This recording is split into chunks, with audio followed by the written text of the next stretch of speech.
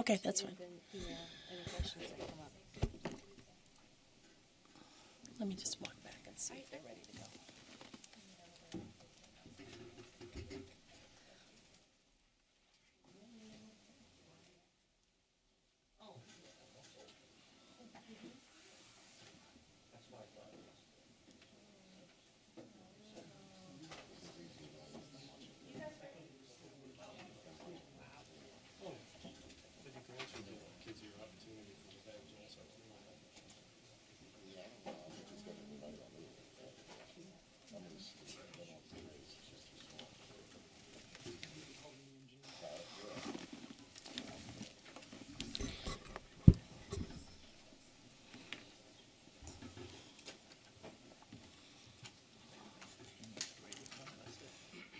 Oh, yeah, I don't like that.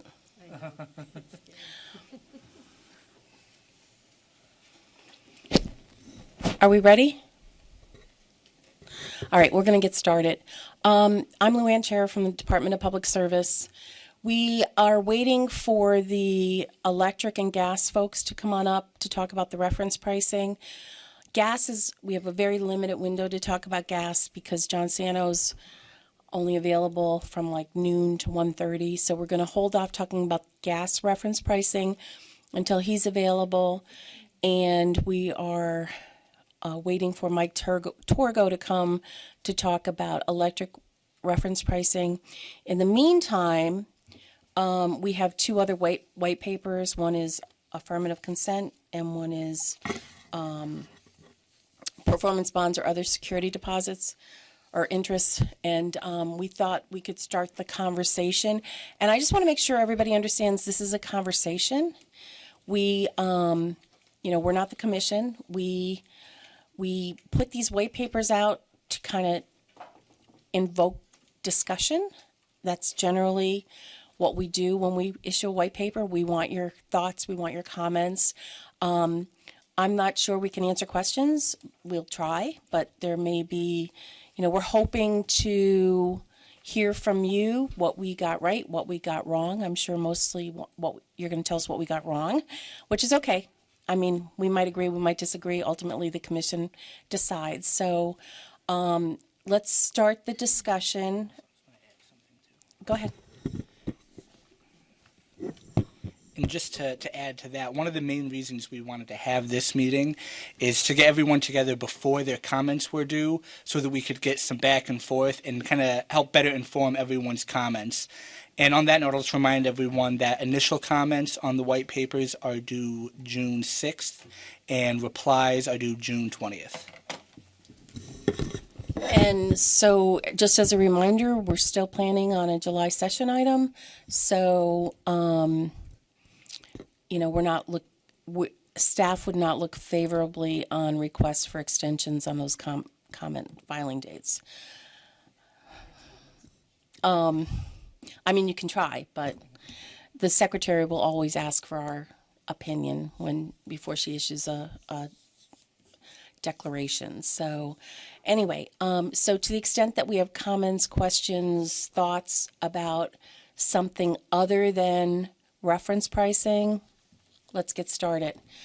If you're sitting in the back of the room, please come up to the podium. If you're at a table, speak into the mic. And for those on the web, if you have questions, please send them to the email address, or comments, please send them to the email address that was identified in the notice, and Robin will make sure that we get those comments or questions so that we can try to respond to them. Anybody want to start? Go ahead, John.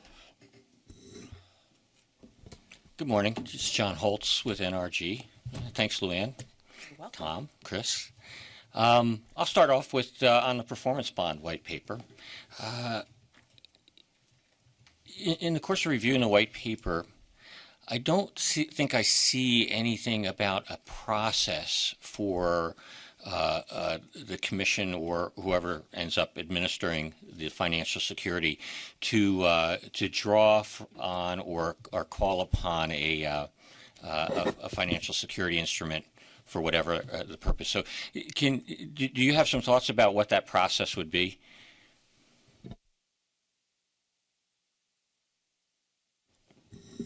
Well, part of that really depends on who's going to be administering the performance bond.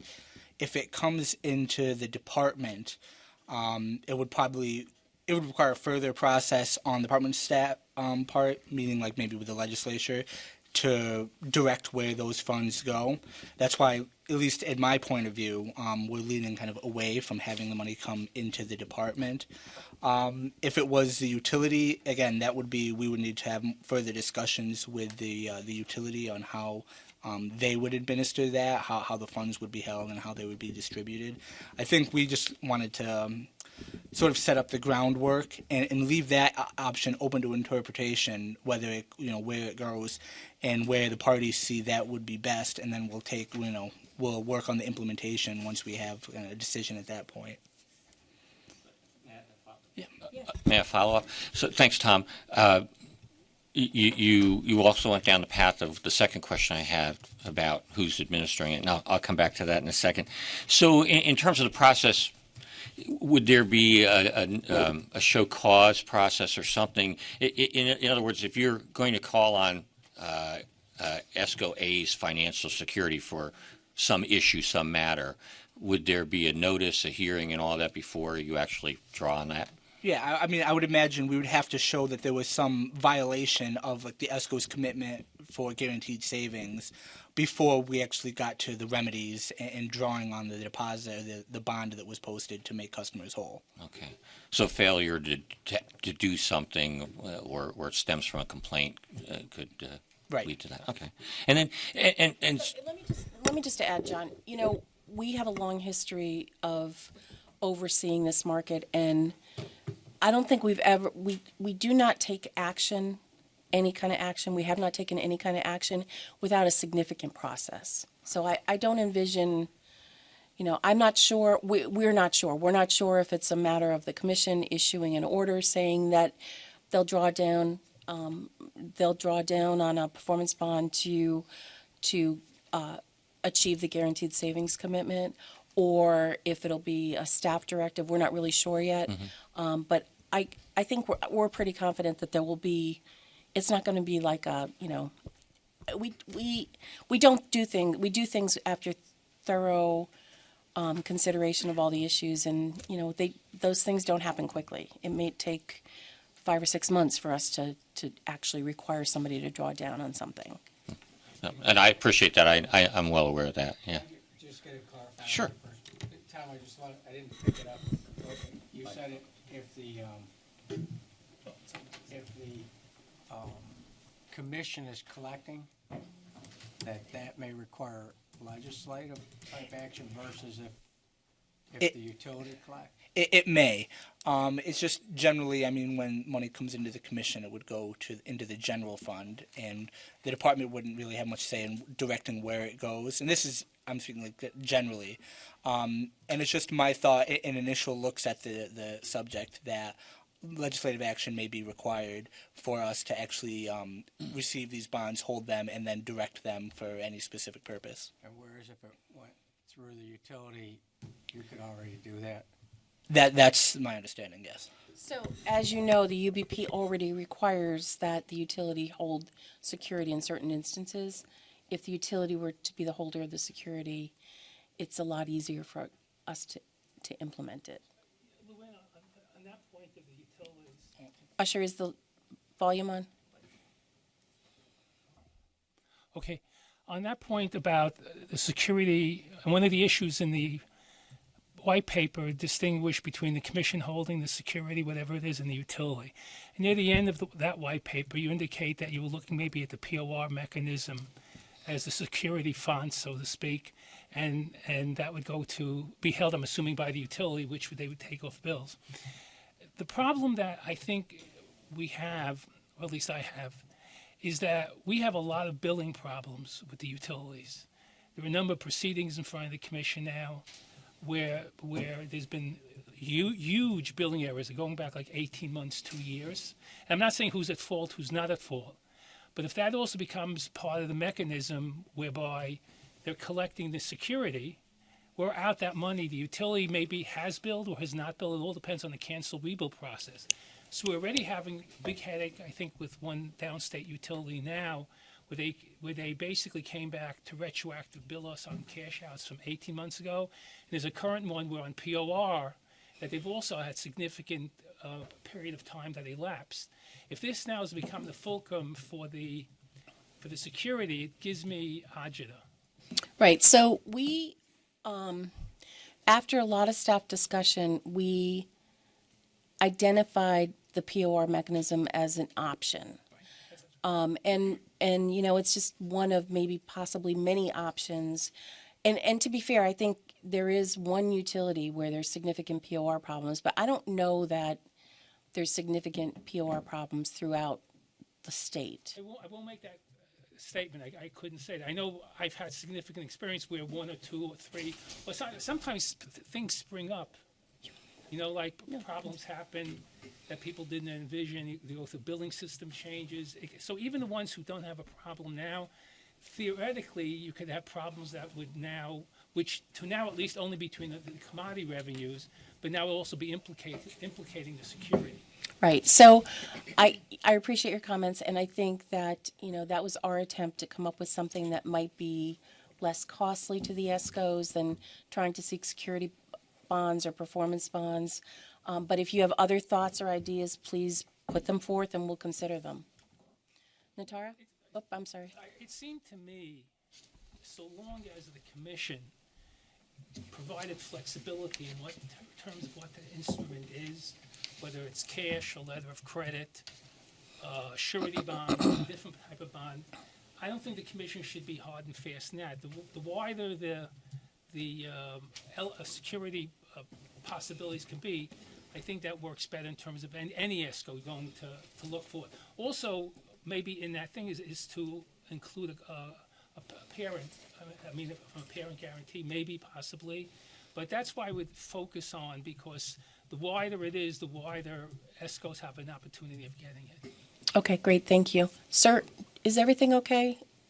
Oh, I'm just making sure all the microphones are on. Test.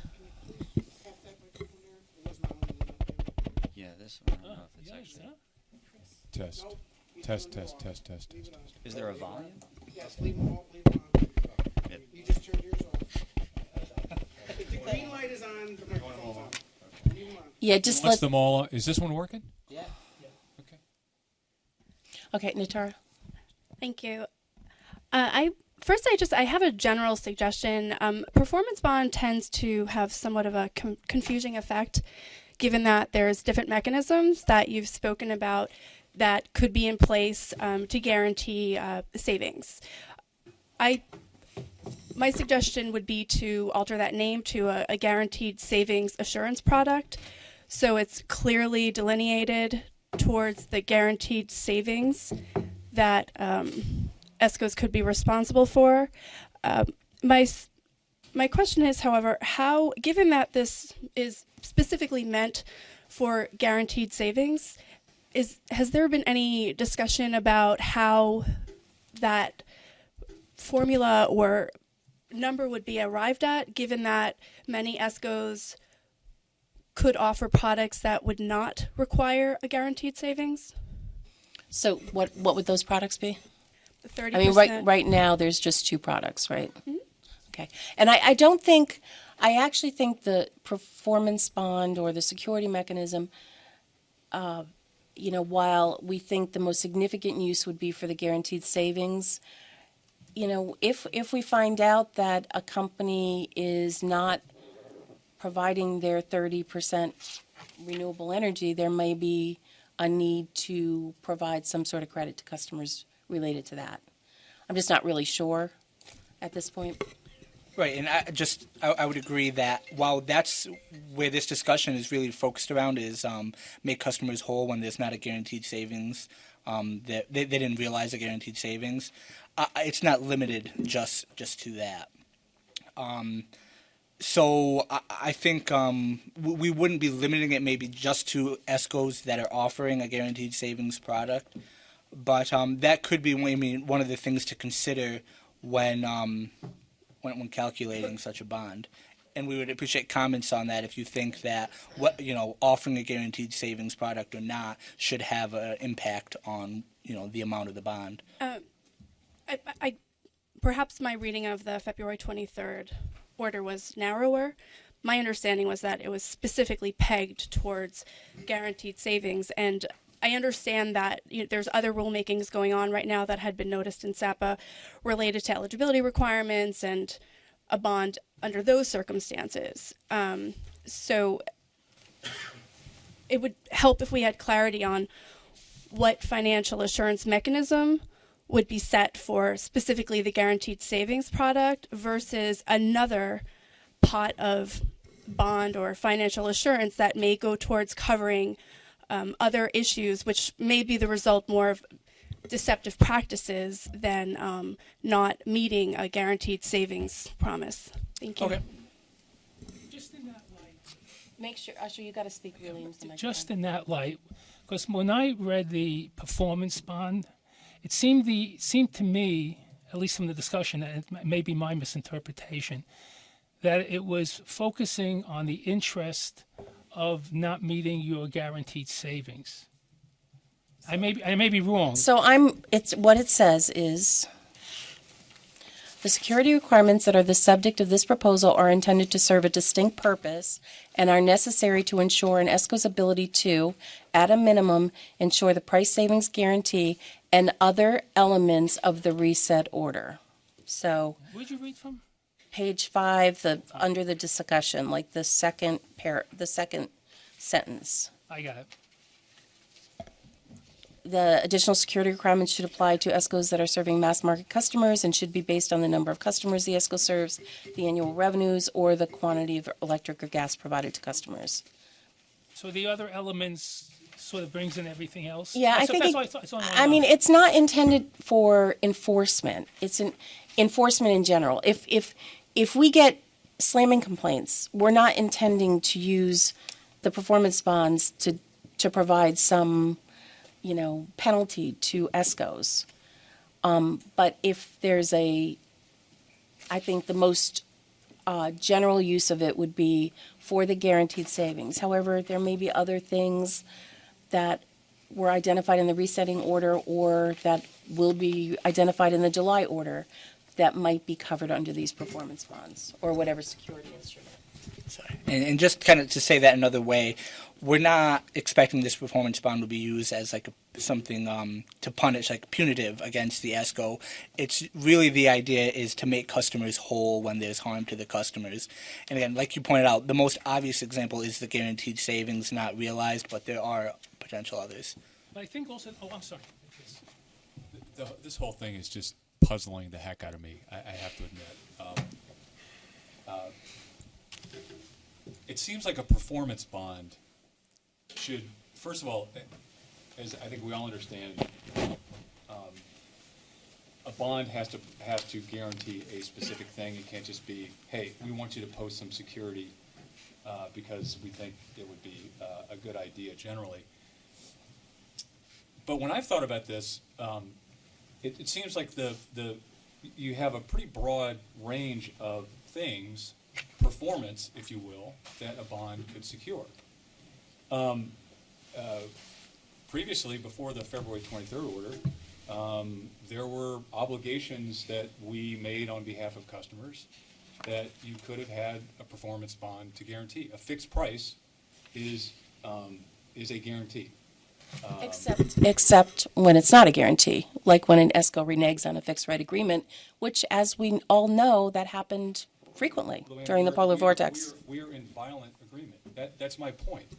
You could have a performance bond to guarantee any obligation of an ESCO to a customer, including a fixed price or any other, the 30% renewable, the price guarantee. Or you could also have a performance bond to guarantee some other type of performance in the market, such as obligations to the commission due to some type of penalty. And I'm puzzled. I'm puzzled. This is what I'm puzzled by the limitation in the white paper of the things that the performance bond could guarantee the performance of. Rather than having it guarantee, generally, an ESCO's obligations in the market. Now, there are specific things you could illuminate or enumerate to satisfy the people who are issuing the bonds, because again, they're not just going to say, oh, well, we want a performance bond. But I'm just like, why in the world would you say we're not going to have a performance bond that would guarantee the circumstance in which an ESCO owes a large fine or a large penalty or something like that? That puzzles me. What's going on? Well, we appreciate your comments, Chris. If you would like us to expand the use of performance bonds for everything, we'd probably get the commission to consider that. What's your thinking? Like, why wouldn't you want a guarantee if someone goes out of business, let's say, and leaves in their wake a lot of unperformed upon obligations with respect to a guaranteed savings product, but also leaves a trail of slams, other violations of the UBPs that would otherwise result in a large fine. Why wouldn't you want the performance bond to guarantee that as well? And just, for background and context, I think the reason we focus on a performance bond, or the policy idea behind it, is to protect customers, to make customers whole. So I see, and I take your point that, we can do more with it, and we could use it to satisfy fines or other obligations of the ESCO. But really, our idea in instituting this in the first place was to protect customers. So, and as a reminder, POR is a way to make sure that the utility isn't harmed. There's the ISO security requirements, which is a way to make sure, generators aren't harmed. And this is the only mechanism to make sure customers aren't harmed. So, we can consider expanding it to other things if that's what the parties are interested in. Well, there are a lot of complaints, for example, that result in some type of remuneration back. But not a financial, the penalty, the actions that the commission takes are not financial penalties. We have not taken any actions that resulted in a financial impact on the ESCO, on a specific ESCO. With respect to an individual customer complaint? With respect to individual customer complaints, yes, but that's from the Office of Consumer Services. Yeah, there's often times when a customer gets re-rated. But in terms of actions that the commission takes, the commission has not taken any actions against an ESCO that resulted in a financial penalty to the ESCO. But what you've proposed wouldn't reach the re-rating, for example, of a large number of customers. It might. Isn't that what we're talking about? If a large number of customers the guaranteed savings wasn't achieved and they have to be re-rated, and the ESCO isn't available, the ESCO doesn't have the resources to re-rate the customer, then the performance bond would be the mechanism to draw. Right, but again, the thing I don't know, maybe it's just the Tuesday morning after. There are all sorts of circumstances. Customers have been re-rated for a long time, and there's no guaranteed savings product. So there are all sorts of circumstances in which a customer would be re-rated. Right. And it just seems like you would want to. It just seems like even if your aim is just to protect customers, you would want the performance bond to guarantee those instances as well. Well, again, if the ESCO has the resources to do it, we don't have to draw down on the. This is more, if the ESCO doesn't have the resources to guarantee the savings, we would draw down on the performance bond. That's the way I see it. But we'll consider whatever comments you want to file. Mike? Okay, that last thought I like, because this is Mike Novak, National Fuel Gas Distribution, because we want to make sure that the performance bond doesn't become the... Is that on, Mike? And the yes. light is on, so... Okay, for National Fuel, we would prefer, obviously, in the normal course of business, to withhold the funds for the price guarantee through the POR, and that hopefully we never get to the point where we would need to draw down on a bond. We wouldn't want the bond to be the first resort in satisfying the obligation for the customer credits.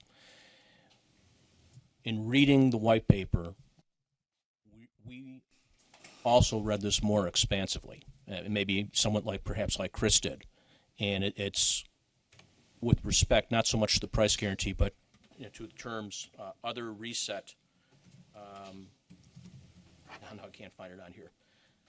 Second purpose were for other reset obligations that may come forward, and where we draw the distinction is who is the obligation to. Now we all know that it's ultimately to support the customer. But if it's an obligation to the utility, in other words, an impact on the utility bill, the utility's extending a credit, and so forth to a customer, we think that the utility should be holding the performance guarantee. If it's a commission obligation, if it's expanded, as Chris seems to be suggesting might be appropriate, then in that case, we think that the commission should be holding the device. And so we think that part of the thinking here needs to be, because of the 5 to 6 months to do a drawdown, we need to take that into account, because if it's indirect, whether the commission needs to come to the utility to draw down a device for an obligation that was outside the billing system, or the utility needs to go to the commission to draw down the performance device, it's just going to add extra time. So let's take efficiency into account in figuring out who holds what and so forth. Thank you. Other comments on performance bonds? Go ahead, Mike. Good morning, Michael Meath, New York State Energy Marketers Coalition. Just wanted to make sure, because I don't see the actual words here, but you're open to the concept of a parental guarantee as well? I don't think it's written in there, but certainly if you should provide comments and maybe a framework for that, and we would consider it. Great, thanks. I think our goal is to try to make this as painless as possible, even though it's going to cost somebody some money. But if there's a mechanism that we can be confident in that includes a parental guarantee, let's hear it. Sure. I mean, I think it goes back to the comments that were made earlier, that if we could just keep this as broad as possible, the idea is to accomplish what you're looking for, not make it so narrow that it constrains certain companies versus others. Good. Thank you. Mark. Good morning. Mark Webster, NYSEG and Argini. I want to just say that from NYSEG and Argini's perspective, we would rather not have any sort of security collected through the POR. I could have said that. We would, honestly, I think that similar to the point that Tom was making earlier about the money coming in, and it would have to go to the general fund where the state to hold it. We would treat any sort of revenues through the POR as general revenue, which would create some sort of complication with respect to having to track those funds. So if we're going to do something like that, and the utilities are going to have to be the holder of that money, we would much rather it be through some discrete instrument, whether it be a bonds, or any of the instruments that Usher was mentioning earlier. I would rather it go through that method. Thank you. Thank you. Any other questions on performance bond?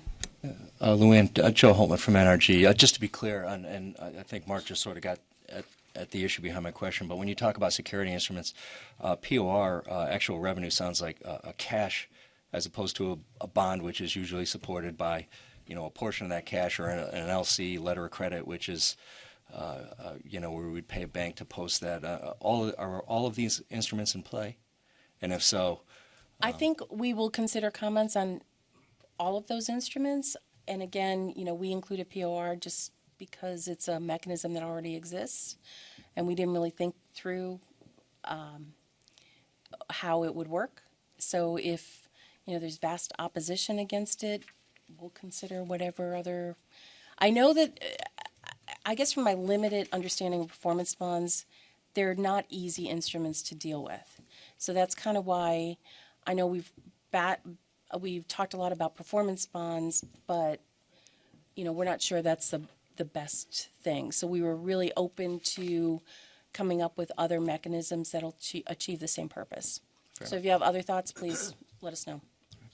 I know initially when I thought about the bonding, I thought about at the commission level, and everybody kind of gets treated with the same formula. I guess what I'm struggling with is that if you're in 6 different service territories and your position could be different in each one, how do you arrive at a fair formula across all these service territories, or is it just a flat fee that everybody pays in order to play? So I think that's a really good point, Chris. I think when we prepared the white paper, we identified a couple different options for calculating the amount. And again, those are our ideas. You guys have never been shy about shooting them down and coming up with other ideas. So we're welcome. Whatever you think, if there are other options, please let us know. And just to play that out so I understand your question and your comment, so if it's at the utility level and you're operating, say, 3 utility service territories, is it really the point that you would rather have it be one flat fee as opposed to having to pay maybe 3 bonds, calculating 3 different bonds in each service territory, maybe based off number of customers you serve in that territory? Yeah, I think it would. I mean, every company has different positions. Some may be stronger position in Zone J versus Zone A. Right. All right, and then the second thing is you're creating an additional administrative set of issues, too, of managing multiple bonds versus just doing one. Right. That should adjust at some frequency, like annually or whatever. Right. Thanks. Got it. Thank you. Chris? Yeah, so if the difficulty or the perceived difficulty in executing on a performance bond is an issue, I think there are other options that we can elucidate. There are certainly no notice letters of credit. I mean, there are various forms of financial assurance that are more or less easy to execute on. I just want to. You're right. We're not shy. I really don't like the POR idea. It's great. In part because. This came up. It sounds like neither the ESCOs or the utilities like the POR idea. So, yeah, we actually thought it was, it was going to be the cheapest way for the ESCOs. It's already there, so we're not wed to it at all. We can take it off the table. I think it might end up, depending on your position, it might end up being very expensive. If you have a large book that you're billing through consolidated billing with POR. And the alternative is a flat performance bond amount, then you might be at a disadvantage. But there's also, wasn't there something else that we were talking years ago about running through the POR discount? It would have been before your time, Tom. It wouldn't have been before my time, but I can't remember it. Nothing right before your time. But that's worth talking about. And it seemed like there's a philosophical, and this is why, the previous exchange, I try to fit things into principles that I can understand. And when the utility buys our receivables, that means a particular thing, and it's a transaction that's relatively well known to people outside utility world. You can be a factor, as it were. There are private services that you could do this with, and people generally understand what it means. They're buying our receivables, and they deduct a discount for expected uncollectibles. That makes sense. And the idea of holding our money for some other reason that's unrelated to the thing that we're getting by having the utility buy our receivables. Again, from a principle perspective, not that we're all that we should be hung up on mere principle, but it just seems like it's better to keep that as clean as possible. Otherwise, it becomes, and we saw this a little bit with the assessment. It's like once you open the door to other things that weren't the original intent. Some of us remember the fuel clause, right? The fuel clause which used to just pay for fuel, and then by the end of the whole thing, like it paid for 20 different things, and it just seems like once it becomes this thing, well, we'll just throw it in the POR discount, and it just seems like it opens up potential. That's fine. Go ahead, Mike. Yes, and I want to draw the distinction between using POR as a primary funding device and using it as a device as a guarantee. And hypothetically, if Chris sent us a series of credits that resulted in $10,000 dollars in credits being issued to his customers. And we were scheduled to pay him $100,000 the next day. We would pay him $90,000, and that's just in the normal course of business. Where the performance guarantee bonds or devices come into play is if he doesn't have the $100,000 scheduled for the next day. Once we get beyond that point, that's what we're talking in there. I want to make sure that you understand that National Fuel is basically where NICEAG is. That's, we would also agree we want to keep the POR pure. We definitely hear you guys. So I think we can take POR out of the works here. Are there other questions, comments, insights into the performance bond issue? Go ahead. I just wanted to add one thing. Chris, you had mentioned another mechanism, the no notice letter of credit. And I expect, everyone, if they have alternative proposals, to submit them. But can you just take like a couple minutes and describe how that would work? Because that's just not a financial mechanism I'm familiar with. I'm not a finance guy. I just remember from years ago, and I forget what I was working on, but that's basically, there are letters of credit, typically held by a bank. For any events of default, in the eyes of the holder of the bond or the letter of credit, they execute on the collateral that's being held without, they don't have to go to court. No notice means no notice. It's gone. So there are, like I say, there's a sliding scale, as I understand it, at a very high level. There's kind of a sliding scale of credit mechanisms from the easiest to execute upon to the most difficult. And I think if that is and it makes sense now that we're talking about it, that would be a primary concern that I think we can, in our comments, and I would encourage others to, just give you kind of a range of different options along that. Absolutely. Thanks. Great. Okay, so if there are no other questions on performance bonds, we've got the electric folks here. We can't talk about gas reference pricing, but we can talk about electric reference pricing. And my assumption is that's really why everybody's here, is to talk about reference pricing. So does anybody, and remember, Ron, it's electric reference pricing, not gas. So, We'll be doing gas this afternoon. yeah. So if you have questions, you want to start, Ron? Well, I do And have let questions. me just, I don't know if everybody knows Paul Darmecca. He works with Mike Torgos. This is Paul and Mike. Go ahead. Actually, I do have knowledge of the electric business. No, I know you do. All right. Anyhow, I'm going to make some general comments now, just to kind of get things straight, because there's a lot of picayune comments we can make about the reference price formula that's in there, and I do have one I'll make, and then we'll take it from there from other people. But I think going forward, if we're going to go this process, we need some kind of illustrative example. Just looking at, or a workshop or something where the energy experts could sit down, the people who do the trading, who do the pricing formulas, can sit down and actually go through it. I think just kick it off, an illustrative example of how it may work in a certain territory would be very helpful.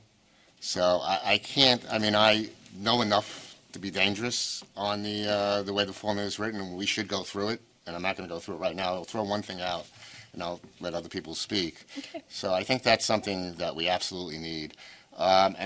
So with that said, I think the one thing I would like to kick off on, it says that the reference price will be done 6 weeks before, it's applied, or the fixed price is in effect. That's way too long. I mean, people who do pricing in the business, if we have rack rates or something, we probably maybe do it a week in advance. To do 6 weeks ahead is way too soon.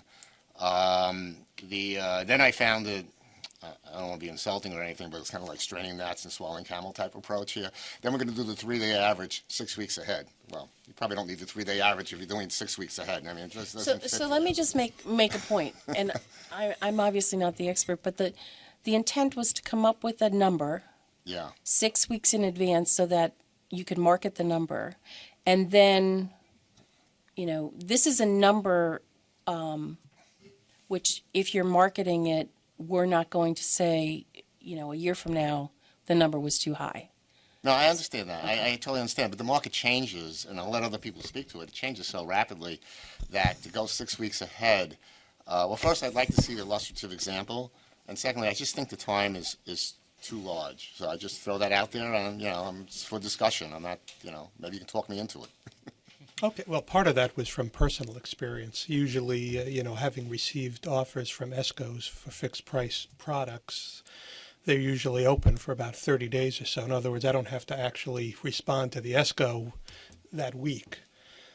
So 6 weeks was meant to, again, as Luann mentioned, provide the ESCOs enough time to actually market a fixed price product. So maybe we would comment that if there's a significant change in the market or something like that, it would have to be updated. Maybe if it's, if the market moves significantly or something like that. I hear what you're saying. That is a point, that people do market ahead, and it is a mass market. But 6 weeks just seems like a long, well, it is a long time to hold the price up. Long time to hold the price. I don't think even a month.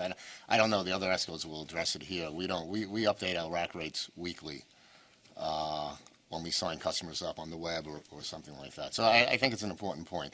There's a few other details we'll go through, but I'll let other people, if they want to comment on that or other details. So do we have other comments on the 6 weeks? I mean, maybe it would be best to focus on certain areas of the reference price. I think from a little bit more general perspective, there is a problem or concern in terms of the time periods between when the price is being set. I think this is like a general way of looking at it, to the time when the ESCO goes to the market. And that's not always something any of us know when we're doing it. But the further you push it out, the greater the probability you have, especially if you have a fixed cost. So I think that's sort of like the general problem. It's not exactly clear to me what the perfect number would be. But if you're doing something that's, let's say, 6 weeks or 6 months or whatever the case may be, that length of time can make a very big difference in the real world. Well, the problem is there's not a perfect number because people do everything now. If you have a 6 week number, then one of the things that prevents ESCOs from doing is signing up customers more than 6 weeks in advance, or renewing customers on a fixed price more than 6 weeks in advance, and we do that all the time. Given the timelines for renewal, especially in the small business sector, you might be sending out renewal offers 2 or 3 months ahead of time because you can hedge for any future date. Because especially again in the small business sector, the fixed price is so important to those customers.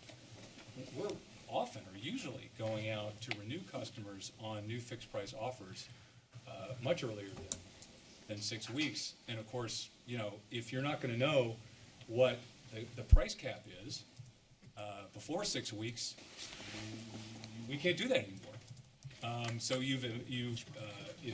if you pick 6 weeks, if you pick any hard number, then you've eliminated any offer that would come typically before more than 6 weeks before the start date, which again, especially for small business customers, limits a big part of the value that they get from fixed price. And of course, if you try to move it back to accommodate those offers, then you exacerbate the problem of market movement between the time you set the cap and the start date. For all the other, again, there's a pretty big difference between acquisition pricing and renewal pricing. And people, especially in small business, you might be changing your acquisition offers right up to the point where you think you can get that renewal into the queue to make it into the switches for that month. So, but if there's been market movement, you might be out of luck. So the whole idea of having a specific date, one of the reasons there is no perfect date is because having a specific date eliminates a whole range of options that exist now that might be, typically done before, in advance of the date, or after the date to take into account market movements. I'm Dave Lundeen from Rabideau Natural Gas, and I as Ron Lucas pointed out, I have a number of issues with the reference price, but if we're just focusing on the issue of 6 weeks in advance, I'll echo what Chris said.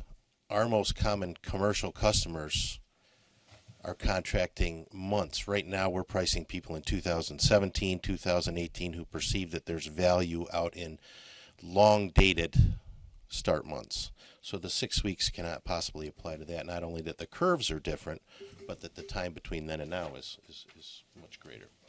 And just We also just quick before you go on, when you say commercial, though, are you talking about large industrial or small commercial? Because again, we're focusing with a lot of with these white papers issues on the mass market. Absolutely, I understand that. Just Our small commercial gas customers are who we focus on. Are all would all be subject to that kind of product availability. Residentials, I can understand that the 6 week might apply, but for commercials who see value in a fixed price product or the other products we offer, we're doing long dated start dates. Also, we might renew a customer who doesn't, there's no enrollment involved, so we're simply doing a renewal. We could change their price tomorrow.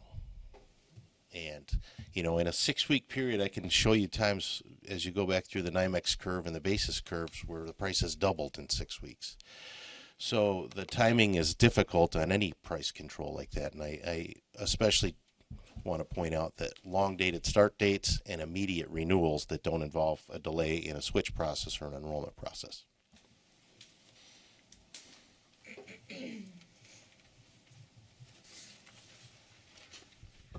Hi, Natara Feller, Feller Energy Law Group and Counsel for the Impacted ESCO Coalition. Generally, to echo what many people have already said, there's deep concern over the impact of having a reference price developed 6 weeks out in advance. With regard to how the pricing often follows the wholesale markets, and the wholesale markets tend to have seasonal volatility, and they change on a real-time basis. And there's also an impact on hedging and how a ESCO would be able to hedge, which is often the counterpart for a fixed rate price. As you price it, you have a combination based on what you can mitigate it with by hedging. And if we're going to be setting a price, I think that we really need to consider how you're able to do that under the mechanism that most ESCOs use in order to actually price fixed rate products. And the volatility really would put a product that is priced 6 weeks ahead of time basically obsolete, unless, like I think Chris had mentioned, you're actually selling a product 6 weeks in advance, and then you're pricing it on that day for when they would start the product. So are you saying 6 weeks is too long as well? I suggest, yes, I think 6 weeks is too long. The longer, as Usher had mentioned, the longer the time frame out, the less accurate the reference price is likely to be. I think most ESCOs, most ESCOs that I work with that are in preferred supply agreements, they're receiving updates from their suppliers maybe a week in advance. So let me back up. Preferred supply agreements, they might have an arrangement where the supplier would, like an Exelon or BP, they would offer an ESCO a fixed rate product. So they would give the ESCO itself a pricing for fixed rate products, 12 month, 24 month, 36 month. And those pricings typically come out once a week, and in some cases daily. So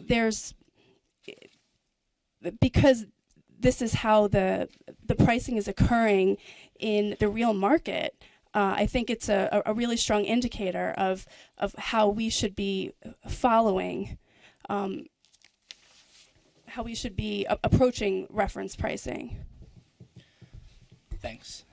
And just real quick, we recognize the concerns with setting it out too far in advance and the prices may change, but like Mike had mentioned earlier, we're trying to find that middle ground that would still provide ESCOs enough time to actually market the price once they receive it. So I would almost want to turn it back to some of the ESCOs, and you don't need to respond now, you can do so in your comments, but what would be a better time, recognizing that, there's time involved with creating this price and then putting it out there so that there's time to market that price before it's expired and we're on to the next month. Would you consider, and I actually just opened up my eyes a little bit, this discussion about renewals versus new contracts, and there's a lot of interesting points that people raise. Would it be possible if you used the 6-month one that maybe if the market moved to reopen, to redo it or something, if there was, we don't know how it's going to be used in an enforcement mechanism anyhow, so maybe there's a way if the market happened to move and over the 6 weeks a lot, and you look at the particular circumstances, that may be a way of making it simpler.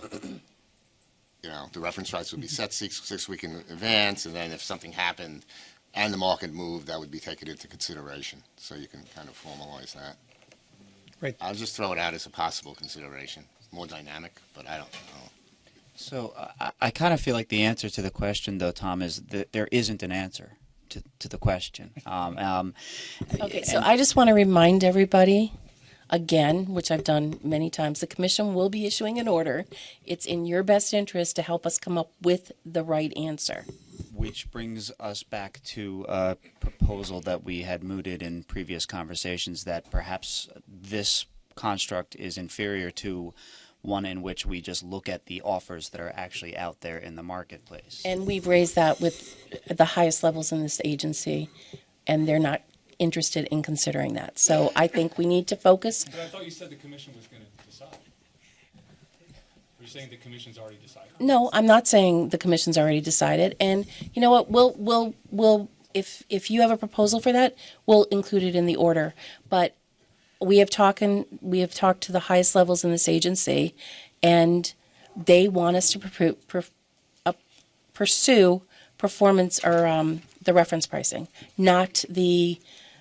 There's a lot of concern. I mean, I don't know if anybody's looked at the Kedney documents lately, but, customers were overcharged $195 million for the last 24, 28 months in Kedley and Kedney's service territory. The commission isn't interested in seeing customers overcharged anymore. So, was there any evidence that that was from fixed price offers? Was there any evidence that what, Chris? That what you call the 195 million was all variable versus fixed, and if it was fixed, what the premium, hedging premium? My guess is is a combination of fixed and variable. It's just a guess. Yeah, it's just a guess. Okay. So my sense with my 20 years experience is that customers have been overcharged. And so, Ed, as I was saying, you can put that proposal on the table and it will be considered along with everything else. Our responsibility, which has been directed to us, is to come up with a reference price. So I think it's in everybody's best interest to help us come up with the best possible reference price. Then you should do one for every month for now through calendar 2017. The irony here, have you guys looked at the price curves? Have you? You talking about the futures? Yes. Okay, so what you're proposing is going to cost customers money because we can't offer them. If the price curve is backwardated, that means that you might be able to get a calendar 2017 price that is cheaper than an offer that includes 2016. That's what a backwardated curve means, which is what we have. So if we can't do that because it's a crapshoot, and we're not going to do that, then you're costing customers the ability to lock in. We are at historically low wholesale prices. We may never see this again, but customers are not going to be able to take advantage of it because you're not giving suppliers the flexibility to do things that we've been doing for years that actually save customers money. And I know you laugh, but where we got here. We have no evidence that customers are saving money, Chris. We have zero evidence that customers are saving money. But with fixed price, everybody understands that there's a hedging cost, there's a cost to hedge, and no one has said that any of what you call overcharging, because right now the hedging premium would just get rolled into what you call the overcharging, even though customers look at that as money well spent. Again, nobody sad at the end of the year that they paid for their life insurance and didn't die.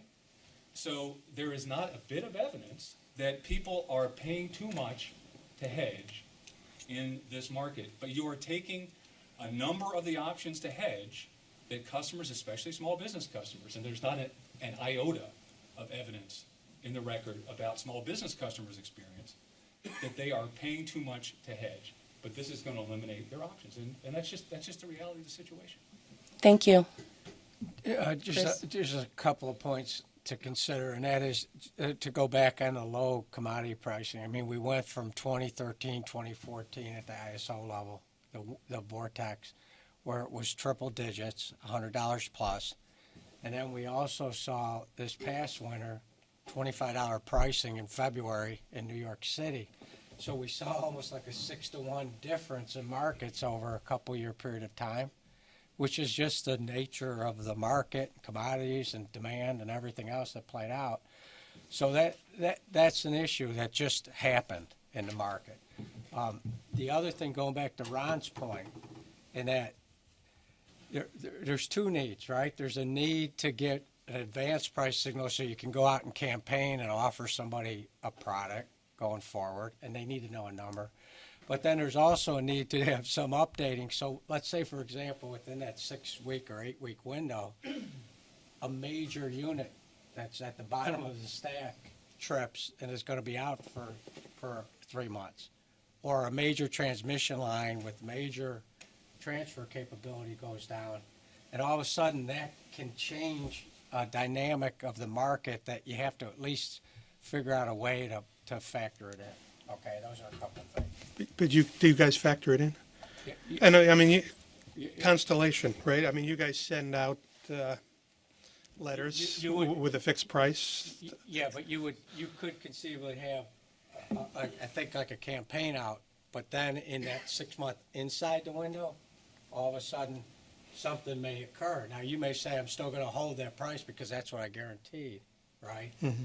But then that doesn't mean that the forwards didn't shift. No, I'm sure the forwards did. Yeah. But you guys don't change your offer, I don't believe. Right? You would likely, if you went out and offered it, you're going to stay. Yeah, but I think it was change stuff on the rate board every day. I'm I think talking about mailings. the opposite example is actually the more important example, right? So, and different ESCOs have different strategies, so we want to be careful about exactly how we conduct our businesses. But presupposing you had an ESCO that their business practice is to hedge in advance a block of power and then figure out what a reasonable offer is and sell that to residential customers, if that's your model. You go out and you hedge that power, and then something happens that actually makes the market run down significant, and a new reference price is set. So you offered 8 cents based upon what you hedged, and now you're trying to sign up customers on that 8-cent fixed price offer for whatever length of time it is.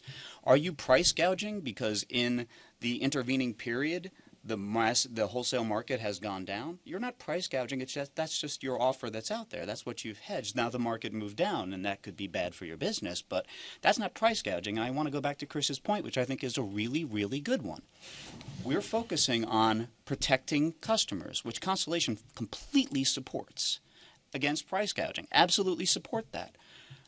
How much of that quote-unquote overpayment was on fixed-price products is a really, really important question when we're trying to figure out what the right policy is moving forward. If the vast majority of that quote-unquote overpayment is on month-to-month products, then we should be focusing on month-to-month products when we're looking to deal with price gouging. So if we look at the Power to Choose website and look what's being offered on the Power to Choose website, the vast majority of the products are still a commodity pass-through, not fixed rate offers. There are more and more fixed rate offers than there was a year ago, but the vast majority of the offers are not fixed rate offers. Do we have a deep understanding of what the overcharges were? No, because the utilities don't know what the customers, all the utilities know is what the customers were billed. They don't know what the customer's product that they purchased was. But, we do know that there's a limited number of fixed rate offers on the Power to Choose website. Why don't you just ban variable pricing? With the value-added product. While we're talking about this issue, maybe I'll just change it a little bit. I mean, I think actually the commission did come out with variable. It's going to be compared to utility, and fixed would have a different mechanism. But well, no, the commission hasn't there was expressed some any kind of comment. opinion. There was another paper that came out. The June or the February order did not allow for fixed rate offers. the July order, we expect to come up with the reference price for fixed rate offers. The question about, and this is probably more gas than electric, but they do this in electric. If you have, like in gas, they have a NYMEX Plus. I mean, technically in electric, you can have a MSC, or not an MSC, but a NISO Plus. I would consider like a NYMEX Plus, or something based on an indexed, variable indexed, transparent NISO rate plus a fixed adder as a fixed rate. Would you? I'm going to write that in the comments, but would you agree with that? Because the risk is locked in, and the index is transparent. So you can't have gouging like you have with variable prices, where whatever it is the ESCO made up, the ESCO just happened to make up. Would you consider that as a? Sure that I follow. Well, it's more in gas. Let's say, can we talk gas for a second? Even though there's an analog for electric, if you took the futures electric commodity price and had a fixed adder. So you said it was zone J plus 4 cents or 3 cents kilowatt per hour. I consider that kind of like a fixed price because there's a lot of risk locked into the fixed adder, which has the ICAP, the UCAP. It has all the ancillary and everything. And the index that you would measure for against is transparent. The customer can look it up. You can't cheat on it. It's all publicly available. So I can consider that hybrid product as a fixed rate because people do sell that. It's especially popular in gas. I just want to make sure that we have that as a fixed rate. Or we're going to make the argument it should be a fixed rate. It was left out of the white paper, so I'm raising it now. It needs to be considered. Where does it fit? I don't see it as a variable because it's transparent and the adders are kind of locked in. Have you considered any of that? I know it's probably more of a gas. I mean, on the electric side, that's kind of what we did, right? I mean, we took ICE and essentially added, we had some multipliers and then added 2 cents at the end. So yeah, and that's what I'm saying. If the commission had two standards, one for variable rate where it had to be compared to the utility price, and one for fixed, an index plus a fixed adder, you would put in the fixed category, not in the variable category. That's kind of what I'm asking. It would have a 12-month term. It'd be a long-term fixed or a hybrid product for a 12-month period. Well, again, when you say hybrid. Oh, because it's a NYMEX plus, a zone J plus. Oh, you're talking about a whole different not completely fixed, NYMEX plus. Well, it floats on a published index, so there's no dispute as to what that published index is. A lot of customers like the NYMEX. They want to ride the variable portion of it, but we lock in the adder. We lock in the profit margin. We lock in the capacity. We locked in. I consider that a fixed price as a 12-month term, and it's transparent. So it's an indexed price. Indexed price, yes. Calculated daily? No, it would be calculated 12 months in advance. You would say it's, let's say in gas, it's simple to talk gas, it would be NYMEX plus, 40 cents or something like that. So the 40 cents would be the year in advance. The An NYMEX would just, it is what it is. Right, every month. It would be the close of the NYMEX every month. Same thing in electric would be the close of Zone J every month, plus this agreed upon in advance fixed adder. I think if you have different regulations for variable versus fixed, that should be in the fixed bucket. Well, again, that's not really fixed. But the price does change every month based on A the published index. It's like an published index. index, It's not an index not a price. made-up number. Right, and I agree with your point on transparency there, but even particularly more recently on the ESCO eligibility side, we really have been pushing more towards a fixed means fixed definition. So if you market a fixed price product to the customer, that means a product that's going to have the same price for that 12-month period. So I see where, it's a little different than the straight up variable, but I just personally, I hesitate to call that fixed. Even though it's on a public index, it still is a different price each month for the customer. But it's something they want, and they do have protection because you can't just add charges to it. If they disagree with the rate, they can just challenge it right away. It's not like a normal variable rate where you have a reconciliation. There's other charges out of period that you may be throwing in that the customer wouldn't know the NYMEX, the adder, would change whatever.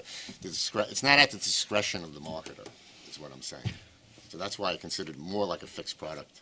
And I think that on gas is a very popular product. It's a little less popular in electric, but it may be something that people demand. You could definitely benefit the record by really describing that in comments. Thoroughly. Yeah. Biogas SCO. Yeah. works that way, which is sort of the default gas offer. Okay. So I just wanted that to be considered. Joe, did you want to? Yep. Yeah, Luann, you said something significant before that I think we've kind of glossed over, which is the utilities and therefore staff or the commission don't know what type of price the customers are on, which is why it can be alleged that some of the price discomfort that customers are feeling are related to fixed price. My attitude when I first read the white paper was that this is the one area where competition is the least fettered in New York, right? It's just, a number of competitors have a 12-month fixed price rate, and we rely on competitive pressure to keep that attractive to the customer. Otherwise, we don't sign them up. And once they're on, the customer, can be assured that their price isn't going to move, unlike the variable pricing. So I was kind of. We're not. No, Again, no, they're true. You want me But to go there and no, start but talking about how many ESCOs reneged on fixed rate agreements? Okay, well, that's a significant issue. I'd agree with that. I mean, reneging on a contract is not something we would ever support. But the other issue is it gets to implementation issues with respect to this mechanism. If you don't know what rate a customer is on or what price a customer is on, how is this going to be applied? So again, it'll be applied through the complaint process. Okay. We're not just like we do now. We don't have a strong oversight role, but when we get complaints, we start looking into it. But I just want to remind everybody that 3 years ago or 2 years ago, there were maybe a handful, and I mean a handful, of ESCOs offering fixed rate agreements. So thanks for coming, Kim.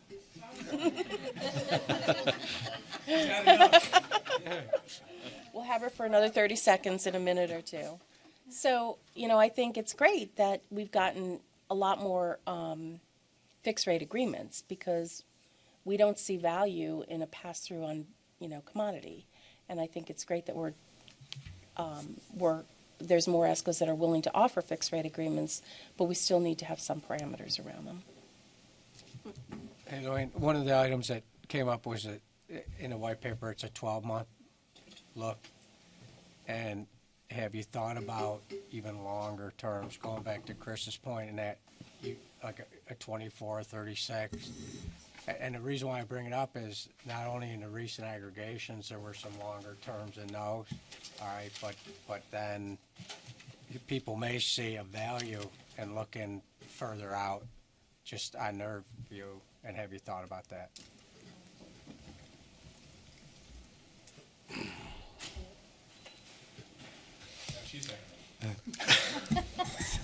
Let's see if I get my phone to ring.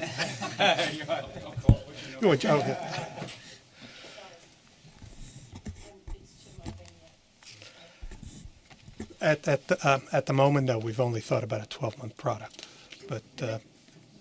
I just want to say the majority of the 12-month fixed, or the majority of the fixed rate contracts are for 12 months. That seems to be what most ESCOs offer.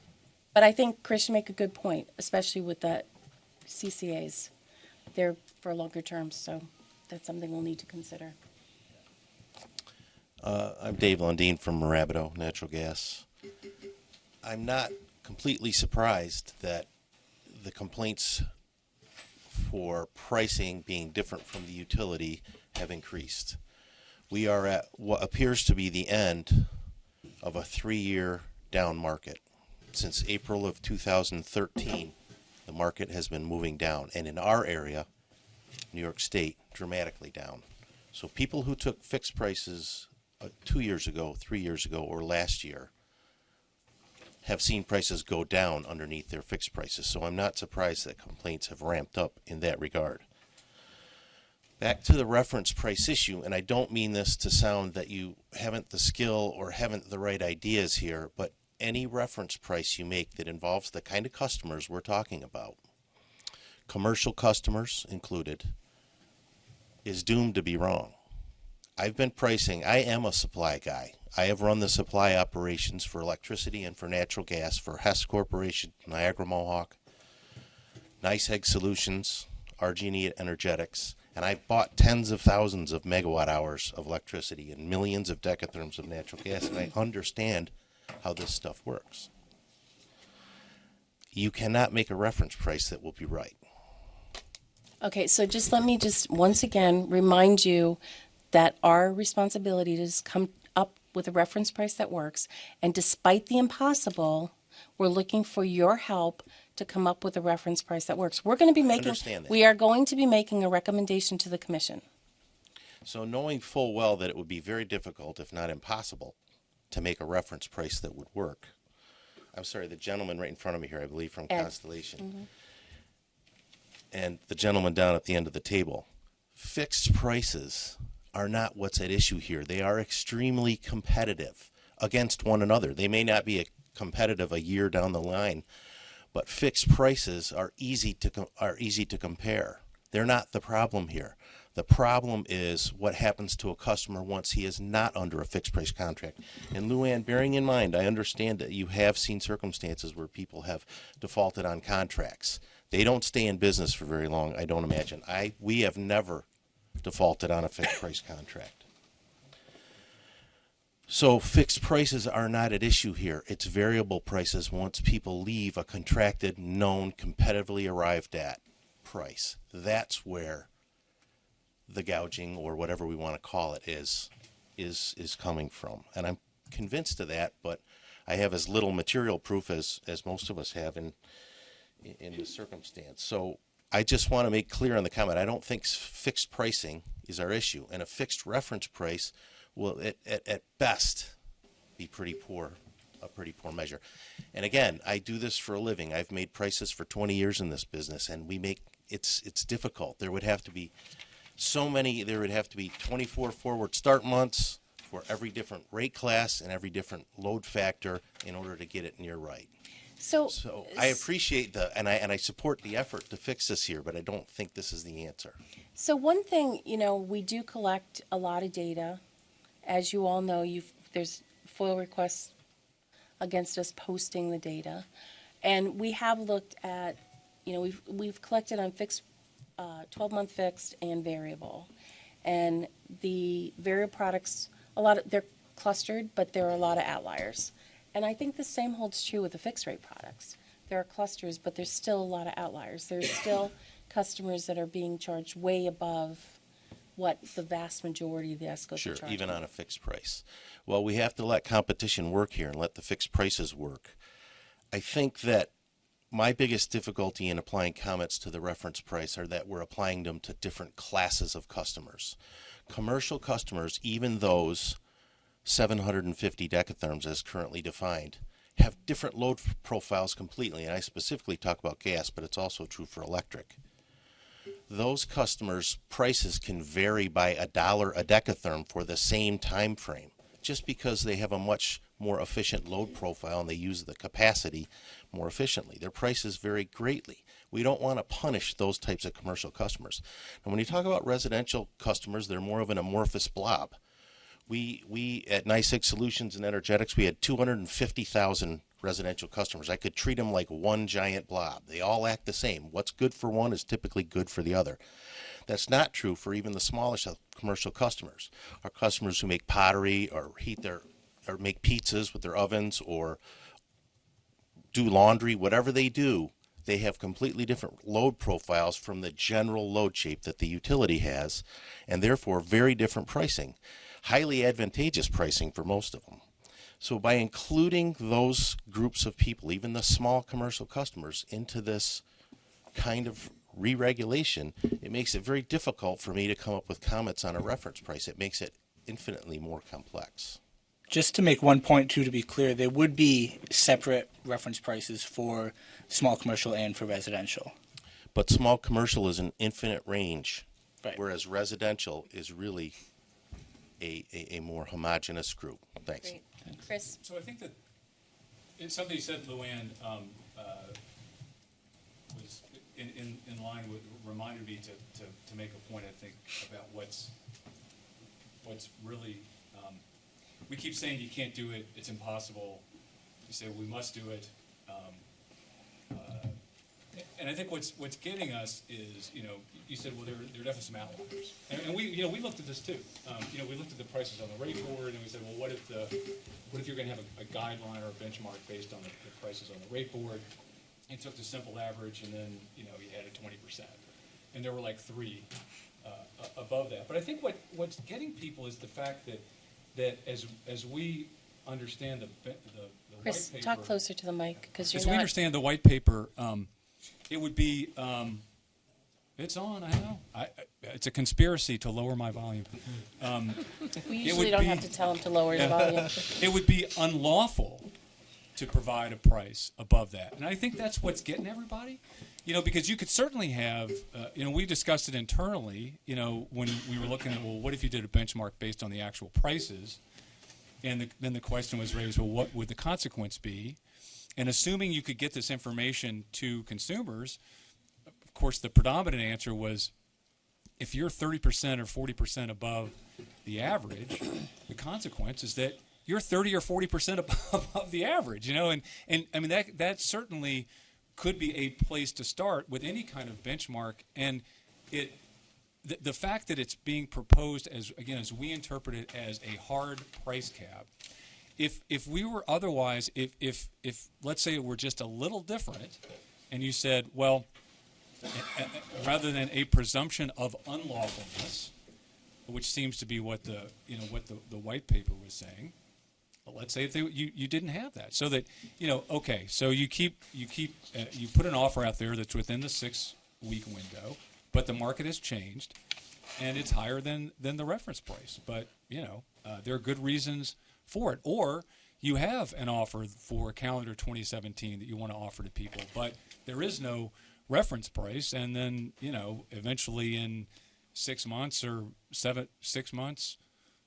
When the reference price for January of 2017 comes out and it's off, but you've already signed customers up, if it were anything but just a hard price cap, I think people would be able to sort of get their heads around, taking on other kinds of risk related to operating in the fixed price market in New York. But I think what we're all reacting to extremely negatively is the fact that it's just, it's 6 weeks. It's a hard price cap, and boom, that's it. Which means, I think, realistically, what you'll see people market within a very narrow band, if they market at all, and that'll be it. So I don't know if you have any thoughts about an approach other than the sort of presumption of unlawfulness of being above the cap.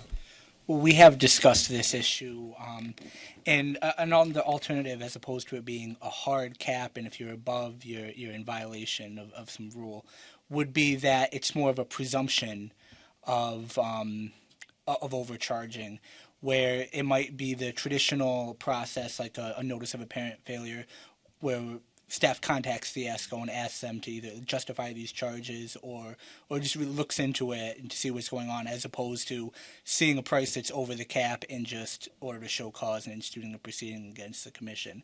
And we didn't specifically propose either of those options in the white paper.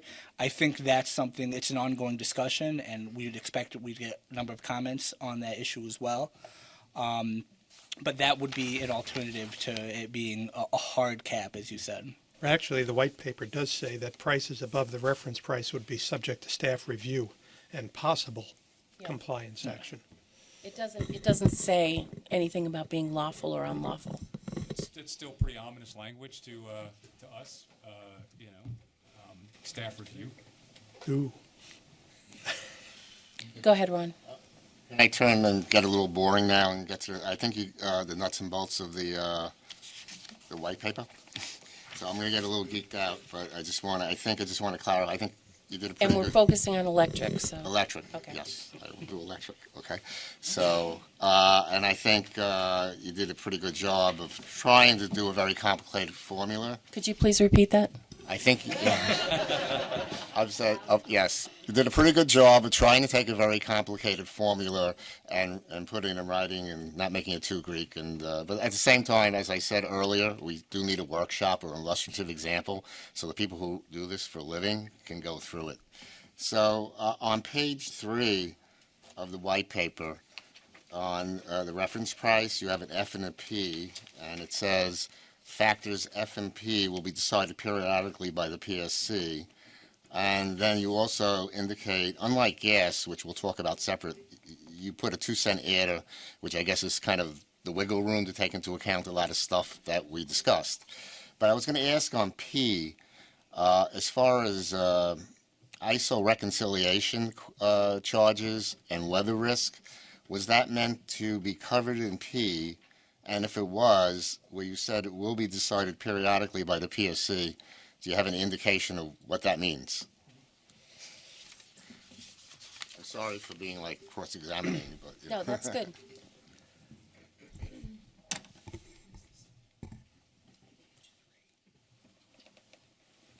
I don't know that it was specifically, in other words, ISO reconciliations. I don't know that that was. Well, maybe Chris can help me here, but I do have other people in the room do have considerable experience in this. But when you're pricing the product and you're hedging, the hedging is never 100% effective, because if you do get into an extreme weather condition, prices will fly up, and you're not hedged for the amount of power that you're outside your hedging band, and you have to kind of eat that if you're doing a fixed product. And that's part of the ISO reconciliation, and that's also passed through by the utilities, so that appears in the utility price. So we need to take that into account, the weather risk, that it may be colder than normal, because as an ESCO, normal is the best probably. When it gets really extreme, it's more difficult. It's meant to, I guess, that kind of thing is meant to be covered with a combination of the F and the P. In other words, the F had the load shaping, and the P is just a general 2 cents to cover costs and things like you mentioned. So the P is the 2 cents. It's not the P plus the 2 cents. Right. Okay. The P is the 2 cents. So, Ron, before you go on, there was a question from the webcast which asks how staff derive the 2-cent retail cost adder. It was, well, we had asked the ESCOs to help us out, and several came forward, and this number is, I don't know, maybe about 50% north of the highest number that I received from an ESCO in terms of these other costs, marketing, things like that. So it was actually meant to be generous. Well, and if it's not, you guys will comment. Okay. So this was basically getting a discussion. With several, right, that, came forward kind of on, call them bilateral conversations. Yeah, and let me just make a point with regard to that. So we had asked at several meetings for folks to come forward and talk about reference pricing. There were a number of ESCOs that contacted us and said they'd be willing to talk about it, but they weren't willing to talk about it in front of entire groups of people. So we did meet with several ESCOs separately. It wasn't meant to not include people, but these ESCOs were willing to help us and were willing to sit with us outside of this room. So, Right. Everybody had the same opportunity. Some cases revealing what they would consider to be confidential information. Right. So everybody had the same opportunity, and those that volunteered to do it, we willingly accepted their interest in doing so. And tried to do the best we can in reflecting it in this formula. Yeah, I would just add, the broader you make the 2 cents, the more the other problems that people raise go away. If it was 3 cents, it may, the timing issue, and they go away. So we'll probably write that in comments. Great. But I would ask, to the extent you can, be as specific as possible. Okay. So let me just ask, the same commenter said, is it staff's expectation that the reference price calculation, excluding the 2-cent kilowatt retail cost adder, would yield a reference price lower, equal to, or higher than the utilities retail price? So since these are fixed rate, the reference price is for fixed rates, right? Right, I don't know how it would compare. Right now, I would think it would be below the utilities price because their hedges are out of the money.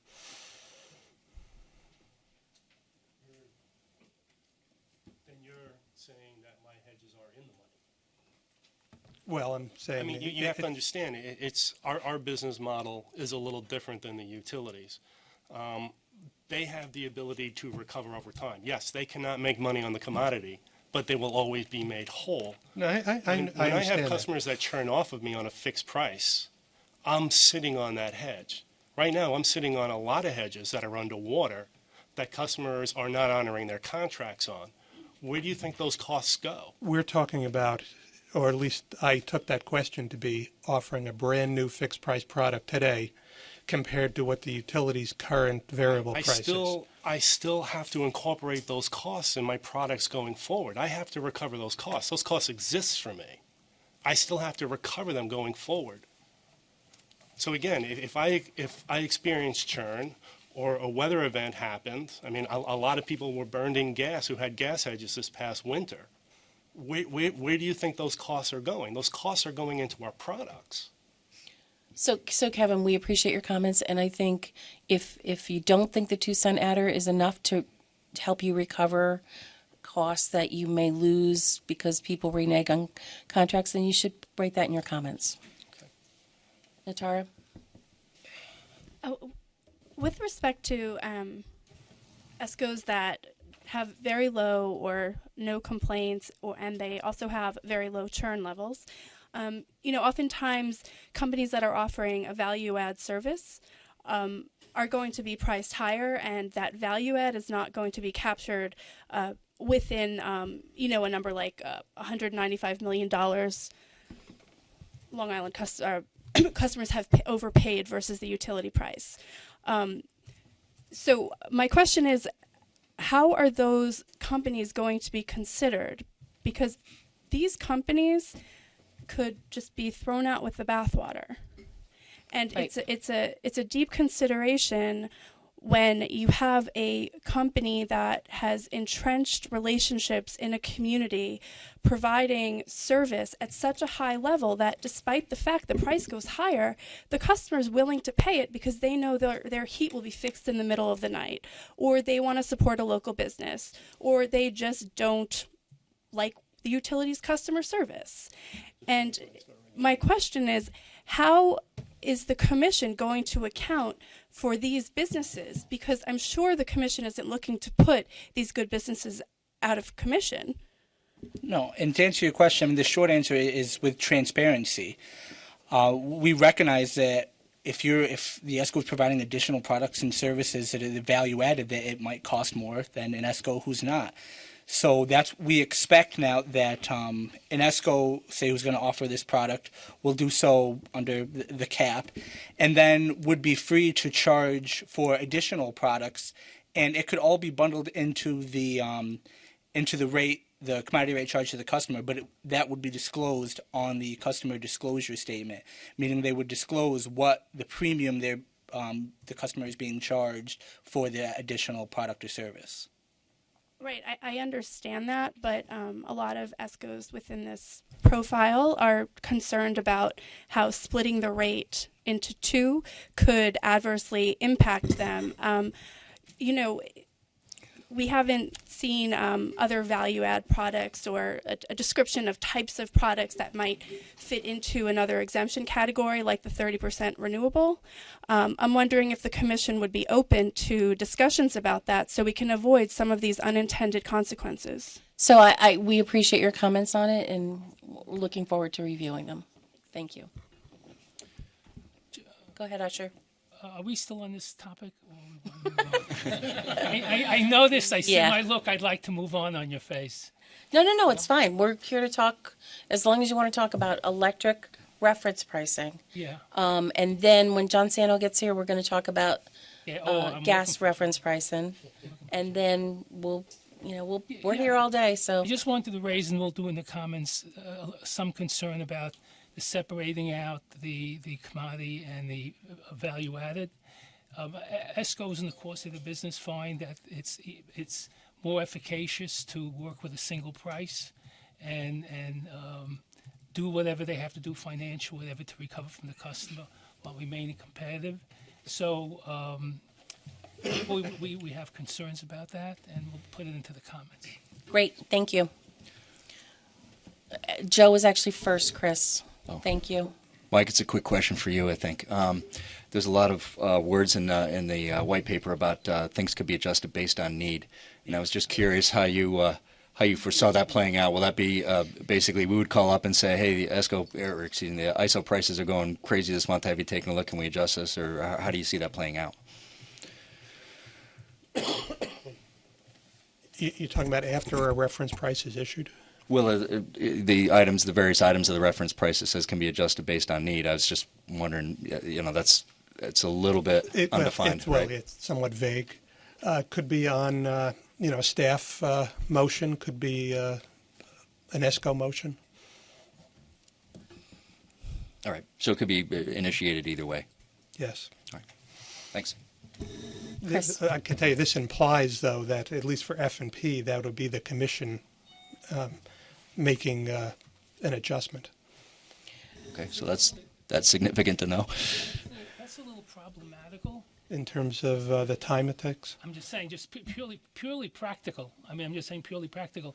If you require a commission order, do you need a SAPA notice, which I don't think people want to discuss that much around here right Yeah, now? we believe me. Okay. We know all about SAPA. I only said it by accident. I'm sorry. I've been out of it a little bit. And secondly, you would need some sort of notice. Besides, you may want to send it out for review from comments from other You're parties. talking about a 3-month. You're talking about a 3-month process, Mm-hmm. minimum. So Right. that need may not be relevant by the time you finally get it resolved. Which, yeah, and I would rely on at least that statement earlier in the white paper that talks about, let's see. Hit me. That prices above the reference price subject to staff review. Okay. I mean, I'm assuming no one has a real answer to that stuff because strewn throughout you have need, review, appropriate and stuff. But I guess the more we can get something of a handle on it, it just keeps the agita level a little bit lower. No, I understand. The idea is, I think, to put out a price that has a reasonable enough headroom that ESCO should have no problem under normal circumstances putting out a fixed price offer at those prices. And if for some reason something goes wrong and a few of those prices end up there and we get a complaint, staff calls, and the ESCO shows that, well, gee, that's just recovering our costs, then I'm assuming we would be fine with that. Am I assuming too much? No, I think it's up to the commission. If the commission wants to delegate authority to staff to be able to do that, I think Usher raises a good point.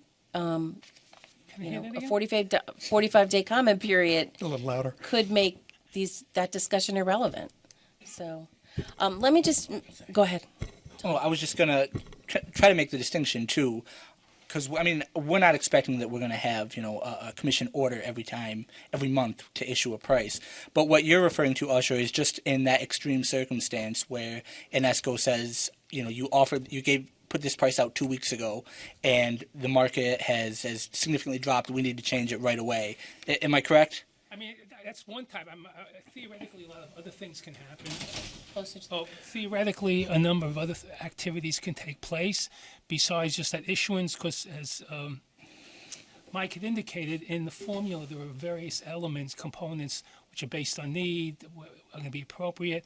So I think that's a good example, that there's an explosion in prices after it's issued, and that we do a petition in 24 minutes, and we send it on to Mike and Luann, whoever, and then we just get held up by the process. Well, the other point is the white paper is clear to say, and we've just talked about this, that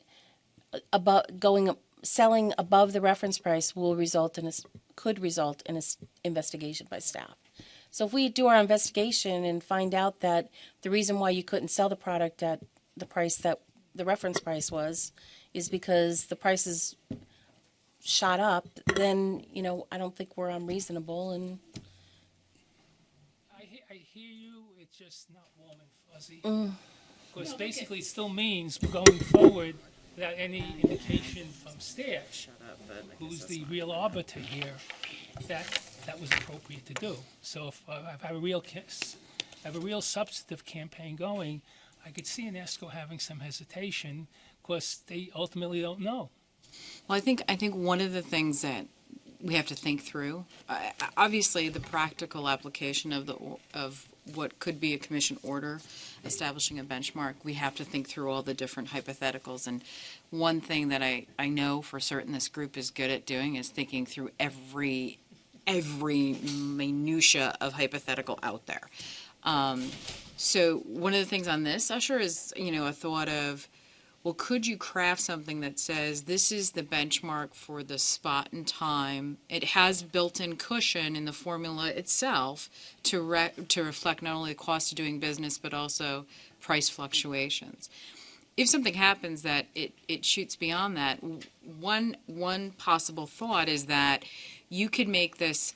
I think the design here is to make the order as self-effectuating as possible, in a clear enough manner that you can look at the reality that you're facing today and say, okay, this is what the order means given this reality. So one possible thought is to say, take that formula and add in there almost like a force majeure, where if the market has, through a specific price reporting entity, fluctuated X percent, an automatic deadband would apply around that price. So that way you guys would know, and you wouldn't be guessing that, whoever the staff is at the time. And I realize that putting the responsibility in staff's hands to look at this and say, were you reasonable? Was there anything out there that caused, your price to depart from or be above the benchmark? So this way it's more formulaic. So that is one possible thought out there, that you could have, again, some sort of force majeure or a triggering event that would trigger the application of a deadband that would give you the comfort that even though your price is above the benchmark, this fact took place. Constrained by the deadband. You could be constrained by a deadband. So then, because what we don't want to have happen, two things, right? What we don't want to have happen is that you somehow the force, I'm just calling it for lack of a better term, the triggering event, let's say, right? We don't want to have the trigger event result in the application of a deadband that is so broad and so big that it negates the whole purpose of the commission's order, right? Which is to protect customers. So at the same time, I think we could recognize, and then this is just, I'm just talking to you, this is not vetted at all among any of the people along this row. But let's talk through some possible solutions, right? So at the same time, the deadband would be enough where you could be maybe a couple of basis points over the benchmark, but there's a triggering event that covers you. And so you have confidence to know as you're operating, this isn't going to be an issue of the staff impression. There's a formula here, and this is how it can work. So this is the kind of creative problem solving we want to engage with you guys. So we've identified an issue. We know everybody, SAPA is like the dirty word inside council's office because we are usually the ones saying it, and everybody gets mad because we can't do things immediately. Well, that's life. So how do we live with life? This deadband triggering event, Chris, you better have a solution and not a problem for me right now. This, triggering event is something that we can talk through. Put in your comments. You can't see a more open staff team to problem solving with you guys, with the reflection that our reality is we have a very concerned commission who wants a benchmark. So let's solve. Chris, what is your solution? I have 3 questions meant at. He's ignoring me. Do you like that? No. It's related to your point. I'm just going to get them all out there so we can talk about it. Number one, if you're open, would you be willing to give us whatever detail underpins the 2 cents in as minute a detail like everything? No. Why not? It was provided on a confidential basis. You don't have to reveal who it was. Chris, why don't instead, let's think about this, and you don't have to provide it to the entire world. But if you think 2 cents is wrong, why don't you provide us with your confidential details on what it should be? Well, maybe I'm not interested in doing that. Maybe I'm interested in knowing what the commission's 2 cents is based on. So you're not really interested in solutions? No, I'm interested in knowing what staff is proposing, and typically, I don't think you guys do this with utility. I don't think, and then typically, if you're doing this with a utility, you don't get, well, it's just 2 cents based on some conversations that we had. You know what the 2 cents, so that was one question, which has been answered. Thank you. Number two, did you calculate any actual prices with your formula? And then the last question is, and this is as close to a solution as I can get, is there any reason that you couldn't calculate the index or the benchmark on a daily basis? Yes, we did calculate prices with a formula for certain load zones. I don't know if offhand, I mean, we could probably provide that, right? We have a Can we make that spreadsheet. public? I did it for all the utilities except for Con Ed and O&R at the moment, with all their load zones. And can we make it public? I don't see why So not. it would be the formula that we're proposing and how the formula calculated for a certain period. And then did you compare that to the offers that were on the rate board at the time? I did not. How about the daily thing? Any reason you couldn't do it daily? Can we put out a daily price? I don't know if we have the staff resources for that. Yeah, whatever they want to pay for. Oh, in that case, then yes. There's no mechanism for that. But if the only thing we're changing was the certain known price indices, I mean, couldn't you in theory have it just run automatically? I mean, it's just a program. So why don't you just put that in your comments and it's something we'll consider. I mean, I think that Mike is right. We don't have the resources. We may be able to, have a consultant do it. I'm not really sure. But if you put it in your comments, we'll take it to the commission. Because, I mean, you sound like you're talking about like a software program that would auto-generate and Right. post to the web. Well, if the only variable were a known index, for example, and I don't know if your formula works that way at some point. It sounds like there are things that only change on need, or there are things that are calculated on an annual. I think you change capacity on an annual basis. But then it seemed like there were other things. I think certain parts of capacity were changed annually. The prices were changed every month. Okay, so that changed on a monthly basis. But otherwise, the ICE or whatever the energy index was changes every day. In theory, you could just pull the day's numbers. Yes. In theory, we could generate a price every day.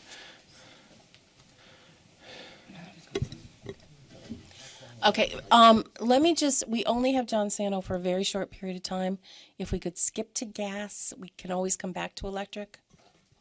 Segue to gas. My question is I'll be very brief, just in the real world example based on what Kim said and the discussion. So many times we have regulatory outs in the contract because there are regulatory changes. You have in the ISO with zonal changes.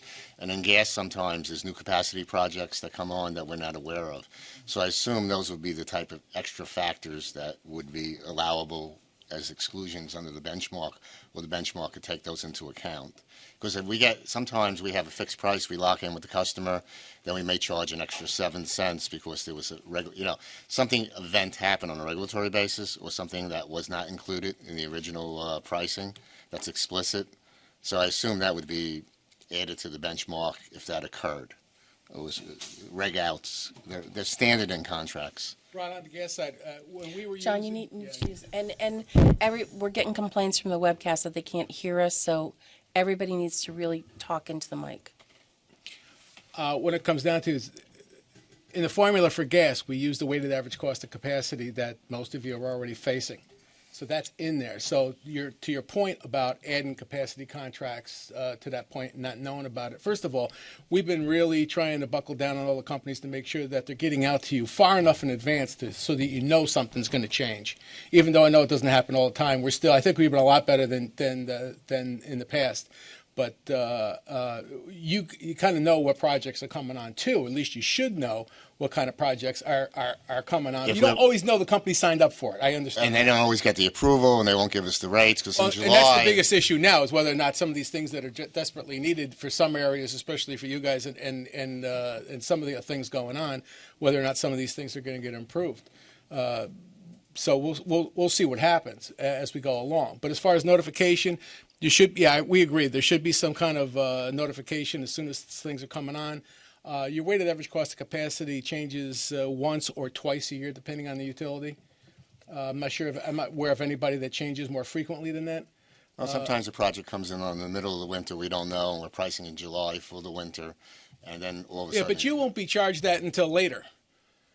Yeah. But, Okay, so basically, once it comes on, you're notified it comes on, then you know coming up you got something coming up. But you're not going to get more than 6 to 12 months. That's the most you'd get is notice. Okay. So if you got a contract that's more than 6 to 12 months, then you're going to be at risk. All right. Well, I'm sorry, anyhow, there's just no other way ifs, ands, or buts about that. All right. Well, we have the regulatory out, and I assume if it came in up, we would discuss it in that context. Sure. Okay. Yeah, you could discuss that if that was really throwing you off that much. Yeah. I'm hoping that wouldn't though. Hi, John. Thanks.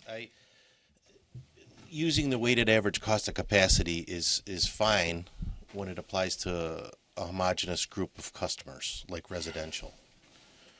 But using the weighted average cost of capacity doesn't give you what an individual's cost for their load profile of capacity would be. And I've worked with you a lot. You understand all this stuff very well. And I just want to stress that applying this to a group of customers like residentials works very well, and I think I want to follow Kim's suggestion and come up with a solution here, a creative solution. But when you apply this to the infinite number of commercial load shapes that might exist, the cost of capacity for one customer may be 10 cents a decatherm and his neighbors might be 80 cents a decatherm. That's just the way load shaping works out. So when you apply it to infinitely variable commercial customers, we can't come up with a single price. We can for residentials. I know we can do that. Well, hang on. Let me stop you before you go any further. Aren't we talking primarily about the customers who use 5,000 decks a year and less? We're talking right now about mass market customers, so that would be residential customers or commercial customers. I thought we were talking about residential and small commercial, 5,000 and less. I don't think we were talking about anybody over 5,000, are we? Chris, what's the number? Huh? Nobody over 700. Well, 5,000 is your aggregation level. That's 750. 3,000 to 5,000, but basically, and no individual customer over 5,000 is involved here. So I don't understand your low profile problem with people who are over 5,000. I could understand it completely, but I didn't think we were talking about that. And if you are in part of the retail access program, the commission requirements are weighted average cost of capacity, except for the we do use weighted average, except for Niagara Mohawk that basically takes straight Dominion, and National Fuel Gas that takes the National Fuel. They do release capacity at the weighted average cost of capacity, but that doesn't account for what an individual customer's cost of capacity is. I have, I'll say, 200 restaurants that have a very high capacity factor in NYSEG, National Grid, not National Fuels yet, whose cost of capacity in their actual price is, let's say, 10 cents a decatherm, where their neighbor who doesn't use capacity efficiently, who uses it only for heating in the winter, cost of capacity in the price is 80 cents a decatherm.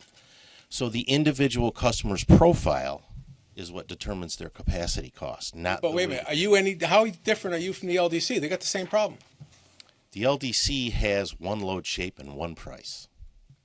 No. Well, they have one load shape They for residents. They have an aggregation of customers the same as you guys do. And if your That's true, customer but they issue profile is one different price. than theirs, then that's yours to manage. No, I don't price customers in the aggregate. I price customers individually. That's what the competitive market does. That's okay. Pricing is one thing, but management of the whole thing, the situation to see how it works out is under your management, and that is part of your risk. Right, that is my risk, and that's the kind of customers that gravitate toward our products, the customers that have an advantage over the utility. So someone with a flat load shape or a flat load profile does better on a competitive price by a long stretch than your typical residential peaking only use customer. Now, those, and I agree, for residential customers, we can make a reference price that's probably very accurate, even if we only issue it every 6 weeks or maybe a little more frequently. But once you introduce commercial customers who have, the person who leaves their house to run their small business has a very different idea about how to manage their energy at their business that makes pizza or that makes clay pots than they do about using their energy at home. They may want to make very different decisions about hedging. They may want to make very different decisions because they're going to get a terrific price offer if they're an efficient user of gas. This single reference price punishes them. And I'm not opposed to us fixing this problem. I really want to, but I don't want to create another one for these commercial customers. Yeah, I understand your situation. I do think that the ability of any ESCO to come in and provide that kind of service, specifically to that customer where an LDC has got like a one-size-fits-all type thing, is where your value added comes in. Right. And I think it's up to you and the other ESCOs like you that are dealing with those customers to take advantage of that situation, because that's where your market niche is over the LDC. So I'm not about, and if your point is that the reference price kind of pulls you away from that, it could be a point well taken. But then again, let's see how you manage it, because depending on how the formula works, there might be enough. I guess the biggest unknown I still have in there is what we don't know about putting in for the margin that's required in the formula, and whether or not something like that can be taken up in there, and whether it's included in there or not. My guess is yes, that's where we should take care of something like that. But the question is, do you want a different margin for low? You're talking about different types of customers get a different margin? Well, if the margin is on, if this, let's say the dead band that we referred to earlier is of the order that Mike was talking about, then it's going to be fine for gas. For residentials, or for people who have just a heating load shape. But once you get into businesses, even those of 750 decatherms, their price can be half of what a residential's could be. And I just want to urge that we don't harm those small businesses in this process at the risk of being repetitive. Thank you. Mike? Mike Novak from National Fuel Distribution. We would love to say that you got a perfect formula here, and you might. I'd love to say we had a perfect formula, too. But we can't tell. And that's because we think that you're hitting the right factors, but without values for those factors in some form of backcasting, it's very difficult for us to say anything at this point in time. And we have a deadline. Recognize the Commission wants to get something in sooner than later. But I guess some of the things that popped out were first of all, the gouging factor. And we sort of recognize why, from a policy point of view, to have some sort of catch-all if the formula resulted in something that was just crazy. As numbers will do crazy things at times. They'll be low, they'll be high. And so I guess the first question is that number always less than zero? In other words, something you would do to dampen the price result? Or would you use it as an inflator if you felt the result was too low? I think that's something we'll have to take a look at. We wanted to hear the comments from everybody. It's one of the reasons we got that out with it, because we were more interested in what your comments were about using something like that rather than everything else. I think both those type options are open and they're on the table for discussion. And at this point, I don't know what else to say to you. I think the concern here is that you could very easily set something up like this at a price and nobody will ever go above it. But what does that really accomplish? Did that really accomplish the Commission's goal in setting something up? So the point is, how do we identify and decide situations like that in the formula to figure out what a good number is and what a good basis is? It might be something similar to what we were just talking about with maybe different types of customers with different load factors have to have different percentages for different issues like that, which we do in tariffs all the time. And maybe that's something we have to address. That is a good point, well taken. But that's something that we want to hear your comments on and see what everybody here thinks about, to see what they think needs to be done too. Yeah, I would say that National Fuel would have preferred that the definition for small customer have been aligned with the capacity, but it's a much lower number, and I don't know that there are, with the 750 decatherm, and some commenters have asked that number be lowered further. I think the lower that number goes, the more likely you're going to see, with some exceptions, behavior that's closer to a residential customer.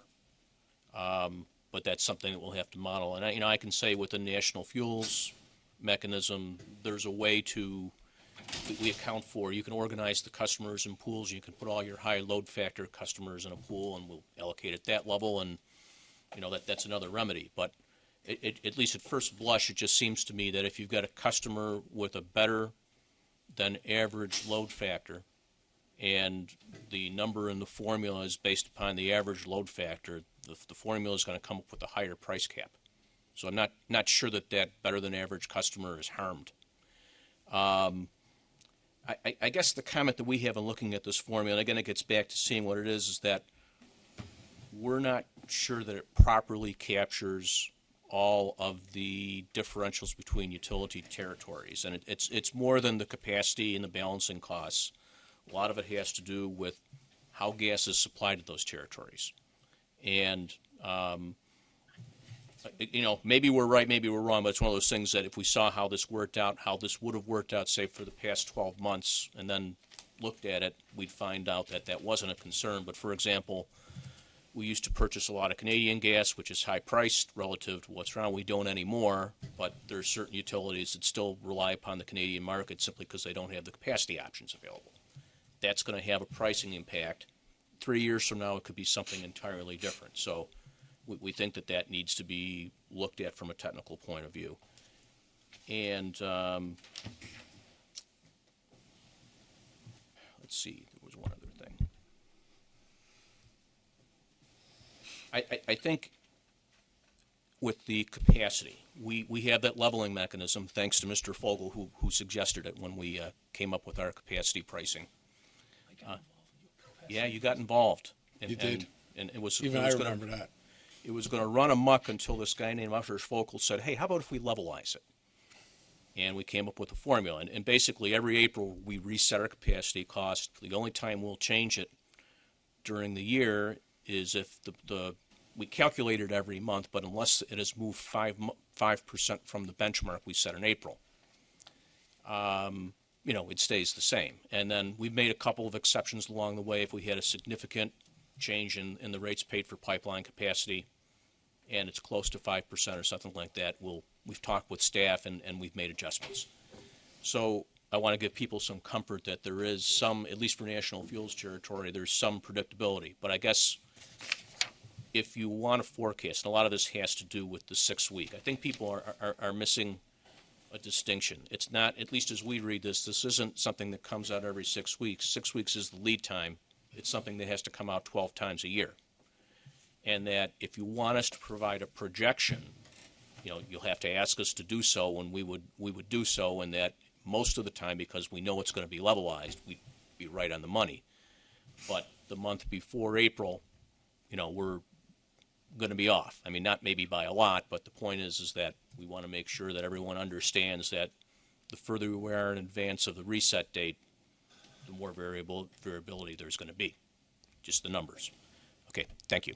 Yeah, Mike, I think you brought up a good point because the prime example we used with the formula to begin with was Niagara Mohawk's territory, because it's simple.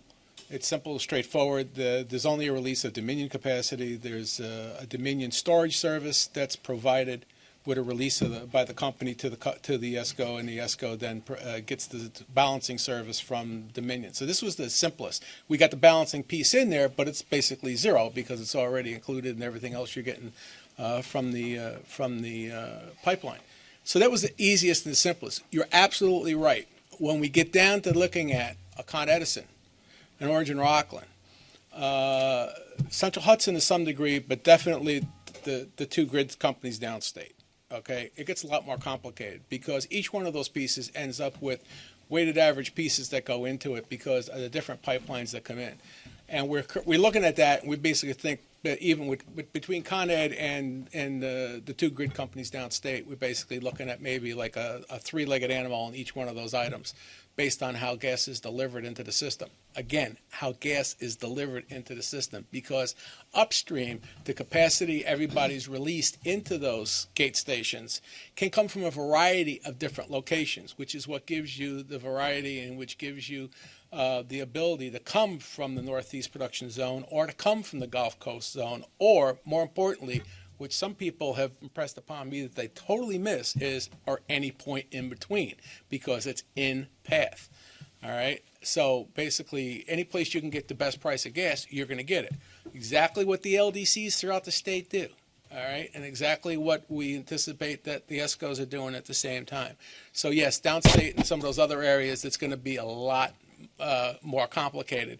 But we do think it's workable, and it's something that we can, and when we move forward, we're going to have to start developing it for each individual company. And you're right, too. We are putting out some planning. It's something that would come out every month. The 6-week advance is primarily you're using 6 weeks ahead of time for the electric side, right? That was the proposal. Yeah, that's one of the few times gas has been agreeable to what electric wanted to do, and you know how I am about that. But what it comes down to is the fact that we could do it 1 month, all right, which would be the end of the month close for the previous month. But we figured if we do it to 6 weeks, we could always go to the 15th or the closest trading day off of NYMEX to that 15th of every month. Well, sadly, I disagree about the 6 weeks. I mean, it works, but is it the best one? Would 5 weeks be better? I don't know. I think whatever you pick. I mean, I thought that was an interesting point that was brought up today, in that there may be some other lead time. Not that 6 weeks wouldn't work. We just don't know that it's, and that's just something for people to think about. And again, it gets down to if we saw real numbers, we'd know better. Well, the other thing too is, if you take a middle of the month from either, whether you're using NYMEX or ICE, yeah. If you take the middle of the month, are you avoiding some of the hedge positions that are moving on the last trading day of every month? Maybe. Yeah. Maybe it's better to come in the middle of the month than the end of the month. I mean, that's something else we'd like to hear from you too. Well, I mean, we also think that one of the big differences between the gas formulas and the electric formulas is centered on NISO. And of course, we don't have that type of market structure for gas, and a lot of it, you mentioned the secondary impact. That's a big piece of how the capacity is used.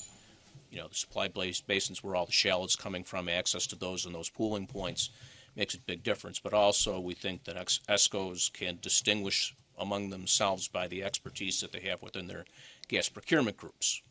And so you can get some competition potentially. We think the formula, it seems to be in the right area. It's just difficult to say for sure at this point. You know, whenever you use an index of some type to determine the commodity price of the gas, you're going to be doing with two things. You're going to be working with the actual index at that day you took it, or you're going to be working, and at the same time, you're going to be working with the basis differential on the day you took it.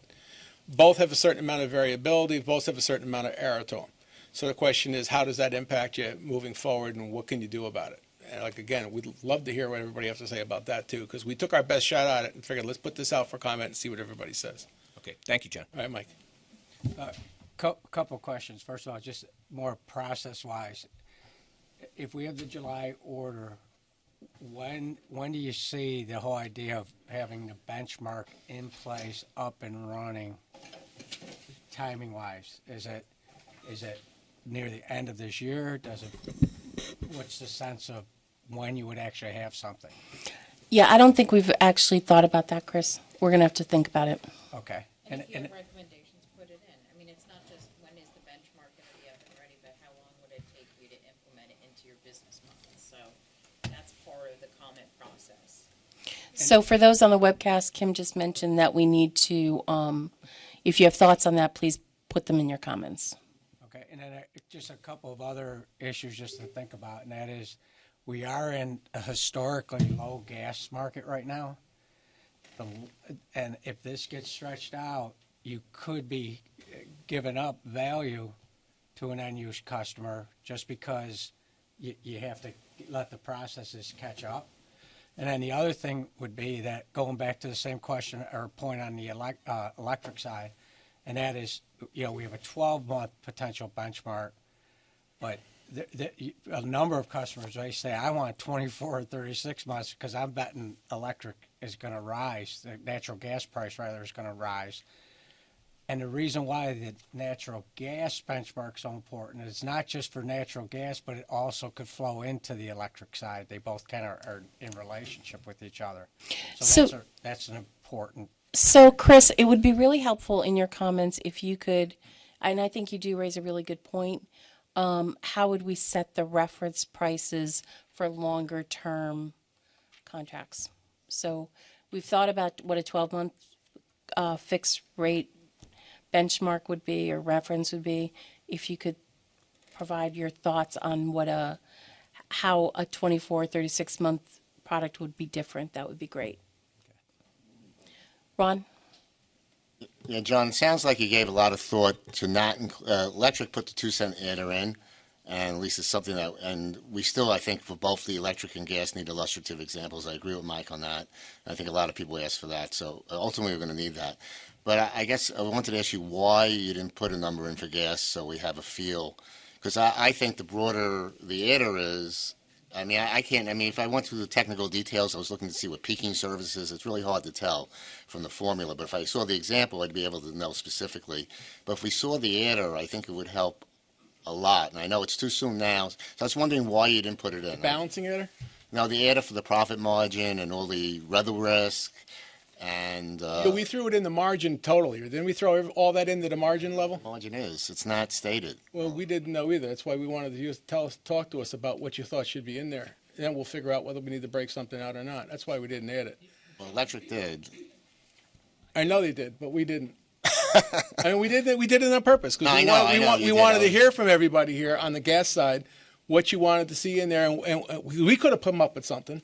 But we figured let's just have a bigger, we could set up a bigger margin and figure out what's there. Now, the other thing on the balancing side, you're right, because there's different types of balancing services among all the companies in the state.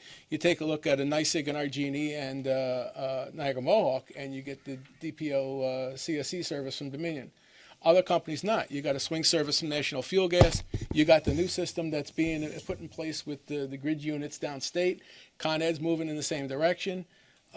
So you got a variety. So the balancing piece is going to be different. It's going to be defined different based on the services provided from company to company to company. So that number is going to be different too. And we'll have to fill in that and figure out exactly what's going to be in there also. So, John, you basically, your strategy for the gas was you want us to propose in our comments what the margin is, whereas electric propose something and then we would comment off what they propose. And it's a different correct me if I'm wrong. You proposed something based on some examples some people gave you based on, and then come up with the best guess, right? Okay. So basically, I didn't want to guess. I didn't want to guess and have something come out. I want to hear what you guys think you need. Okay. And especially if you need something different based on load factor, this is the point to let us know. Okay. Now, procedurally, people did mention they would like to see illustrative examples or some example of how this is going to be computed. Do you think that would it's not going to happen before We're already comments. looking at the backcast method that Mike had brought up when he was up, because Mike had actually sent us a note ahead of time saying, have you guys ever thought of doing a backcast? So we immediately got working on a backcast. The first thing we did was figure out what the backcast would have looked like if we were doing what we said we would do. Now, the next thing is we want to talk to Mike to see what he thought, because the next thing is now let's take a look at the actual prices and stick it in, and let's see how that compared. So, because that's a lot of work, and we have to get through that, and there's no way we were going to get that done by today. If we could have, we would have made a presentation to you today. But I think, John, what they're asking is for the formula that was proposed in the white paper, the electric, Paul has calculated what the rates would have been for each of the service territories for a specific period. We're making that available. You said you did a calculation for Niagara Mohawk. Can we make that available? We'll make that. I think we can make that available, because I'm not sure. I'm not aware of anything in there that was confidential or proprietary, because it was all index and stuff that's already being charged through a tariff. And we're going to get an electric one too then, an example? Ours is not a backcast. No, I don't care. I mean, I just want to see we're going to get something. Okay. Okay, that's fine. Thank you. John? Speak up, Usher. Speak closer to the... Oh, I'm sorry. Oh, it's on. It's on. Yeah, they're just having trouble hearing on the webcast, which... Well, no. I just got a little bit confused from your prior responses. Are you indicating that the formula that you have here, you don't, unless you get some information from us, you can't detail what the P factor would be? Is that what you're saying? Define the P factor, Mal. The P is premium includes supplier margin and MFC-related costs, including purchase of receivables and billing.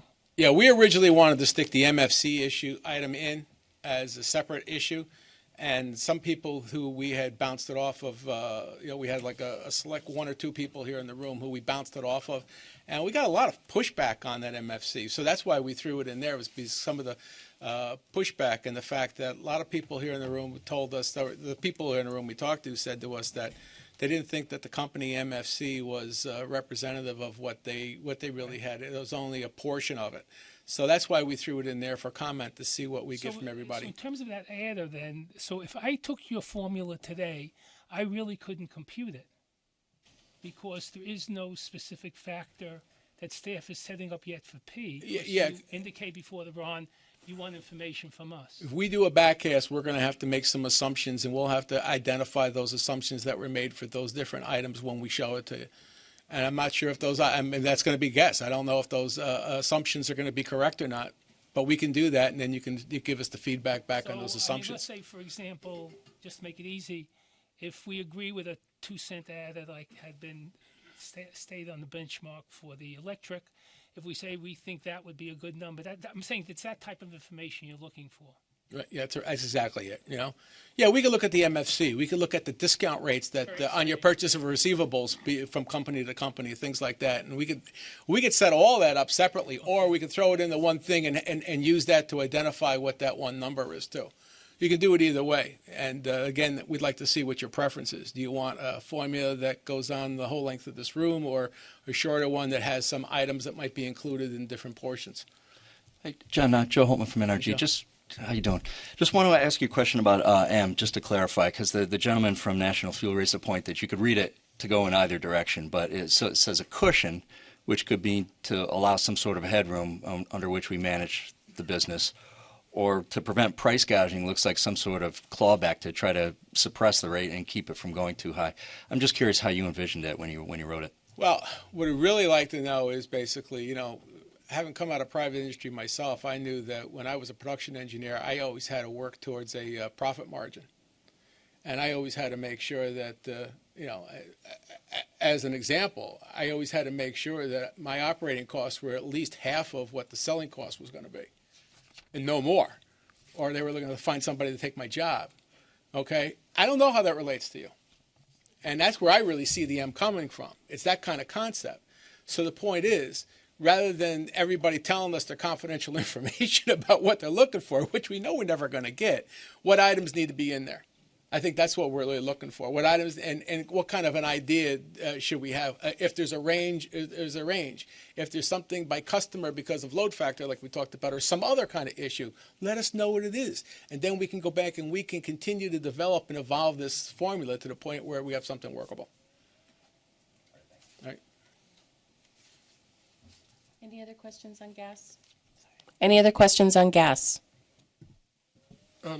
This actually relates to both the gas and the electric side, and I can see where you're talking about where I have no vision on the customers. What about customers that I've been serving for years and I'm renewing? I have very, very clear information on those customers, including capacity tags on those customers. And when I renew customers, I reward customers with lower capacity tags with lower prices. I could very easily find myself having customers with higher capacity tags being outside of your pricing bandwidth, but yet I'm pricing them based on what I believe my cost is going to be to serve that individual customer.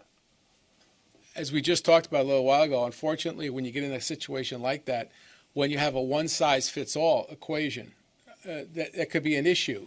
And we could very easily, like I started off by saying, that's a risk you have to manage by having you go get a aggregation of customers to fit the actual general mold. But what if you don't want to do that? I understand your point. What if you want to have a market niche, right? What if you want a market niche of all high load factor customers, or only a certain percentage of low load factor customers, and mostly high? Should we modify the equation for you in that situation? We need to hear from you on that, and we need to know whether that's something that should be done in the M portion of the formula or a separate portion. Maybe do we break it out and show it differently by load factor? Do we have different aspects for different load factors customers? We have several tariffs down in the grid in Long Island and New York, where there's different balancing charges if you're above or below 50% load factor. Could we do something here? Yes, we could do something like that here. Could we turn around and do something better than that, like have 3 different positions rather than 2? Yeah, but I'd like to tend to lean towards the 2 because it's closer to what the tariffs already do, especially in the balancing and things like that, which is basically load factor related. All right, so I guess my answer to you is basically, that's the same question we got before, and I think we need to take a look at it, and we definitely could use some more input from everybody here to tell us what they need and what they might have to live with. Other gas questions? Chris, go. John, Chris, you got a solution, not a question, right? I loved it when Kim hit you with that. I think I could use it more often. just insert after every or before everything. Right, I got it. Little button. And you talked a lot about reflecting supplier margin, and I'm just not sure where we ended up on that. So I'm trying to formulate the right question. Is your goal in this exercise to reflect some reasonable range of what suppliers are actually including in terms of margin for fixed price products? Yeah, the goal is, because you take a look at a 12-month analysis, and we're basically trying to come up with a 12-month price based on how the prices and how the volumes may be sculptured over the 12-month period. And that's the biggest issue we have, is taking a look at every month you've got a different sculpture, because on a normal, because you're going to design for a normal winter to begin with, okay? Because if it's colder or warmer, it's going to be a deviation from the reference price.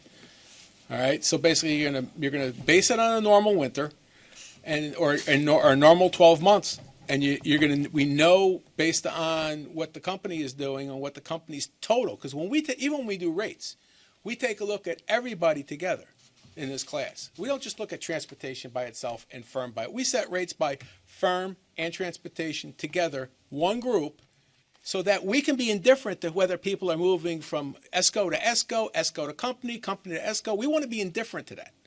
So when we set things up, and we hope to set this up in a similar fashion, the problem is we're trying to set that margin up so that we can be, yes, fair, reasonable, and hopefully when you're fair and reasonable, you're somewhere close to being realistic. So Chris, wait a second. Try using that other mic. They're not hearing you. Usually I travel with my own That's microphone. better. That's better, Chris. See, that was the first. You had a good solution, right? So did people actually submit their margin on a confidential basis? I never saw any. We had a couple private conversations with a couple of companies that we wanted to pick their brains on, and we got some numbers. I think some of the numbers like you guys. I saw very specific numbers, at least on electric side. But they were not submitted. No, nothing was submitted. Nothing was made like public. A phone conversation. Yeah, it was basically, guys. So there's nothing you can foil. Yeah. Thanks. Because Mike never writes anything down. But that's encouraging. And we were so uncomfortable with putting a number in there that we wanted to hear from everybody to see what they thought was reasonable. So you want to hear from us. So what mechanism do you envision that would allow you to sort of collect actual information about what margin? At this point, the mechanism is the comments that are going to be filed on Monday. The public comments. Yeah. I mean, we asked everybody over and over again to help us create this reference price. The creation process is done. Now it's the process by which we get information so that we can make a recommendation to the commission. Okay. So wait, I just want to add that you can file public comments, and in those comments ask for a portion of them to be treated as confidential if you want to put more information into the record that says it should not be 2%, it should be 3%, and here are all the various factors that we used. I mean, there's nothing that prevents you from doing it. So I don't want people to think that just because they're, quote, public comments, there's a comment deadline for the public at large to comment on the papers that have put out. If there's information you want to share with the staff team that you think is helpful to their final recommendation to the commission, and that information, in your opinion, is confidential, you would follow the FOIL guidelines in putting it in and asking it for an exemption from disclosure. So There's nothing wrong with following that process if you want to have something more concrete in front But of before the we did, I just wanted to understand. I mean, your intention in the formula is to include a reasonable profit in the Right. formula. And unless we get something, Chris, we're going to have to do some kind of a sensitivity analysis, which basically we're going to have to assume several different percentages to put in there to show what the difference in prices would be based on what's assumed and what's put in. All right, we're trying to minimize the amount of work we got to do on it because that's going to be a lot of work for us. But we want to, like, again, what we're trying to be is fair, reasonable, and hopefully realistic. And the thing that would change. Oh, I'm sorry. Go ahead. With regard to the informal conversations that you had with some of the ESCOs or those who stepped forward to give some input into the reference pricing, I understand that you can't provide a list of what they said and who said what, but it would be helpful if we knew just maybe general characteristics about who you spoke with, what utility No, zones that were is in. not something we're going to share. Sorry. And quite Ron? frankly, companies called us. We didn't call them. Right. We're not sharing who asked us, who stepped up in response to our request for help. We're not sharing that. They asked to be treated confidentially. They didn't submit any documents. This isn't subject to FOIL, so we're not sharing that information. With all due respect, there were comments that were submitted in prior comments on the comment deadlines that were submitted a couple of months ago, and I'm not aware if staff had taken that into account or if any of those companies were reached out to. I understand the opportunity. We didn't reach out, Natara. We didn't reach out to any company privately.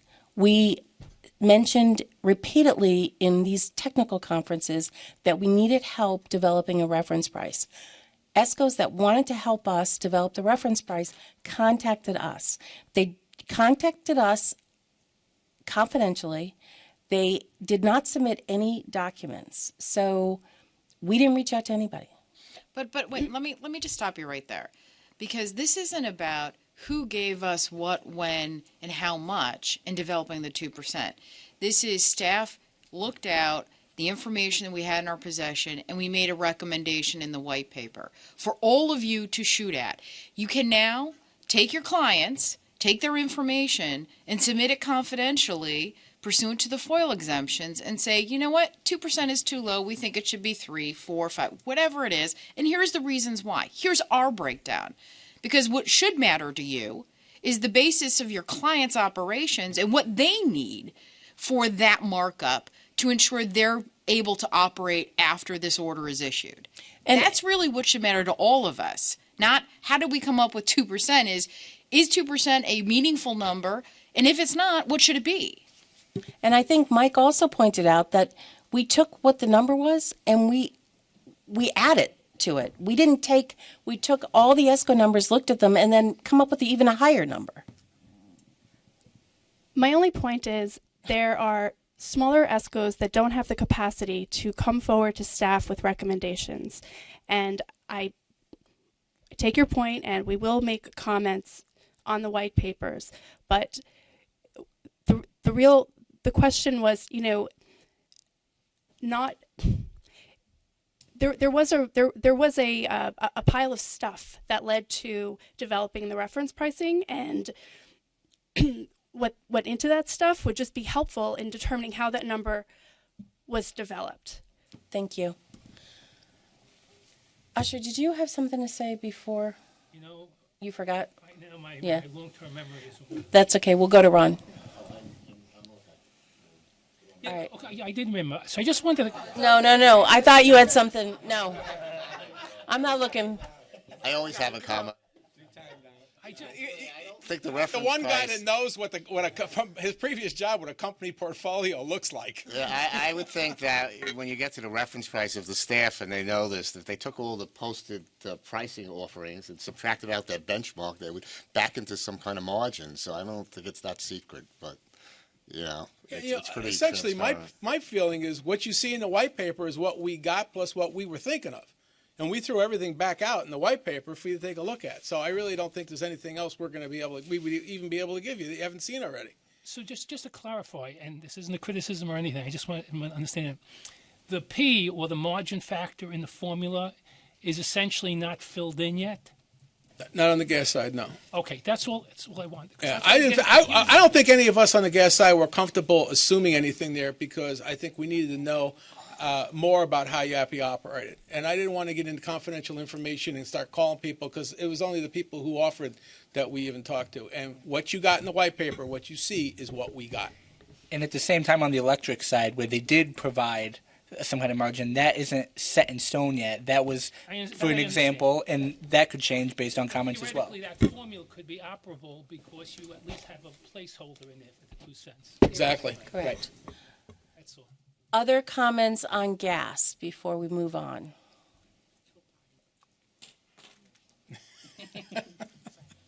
Okay. We're good. I know you're welcome to stay as long as you want.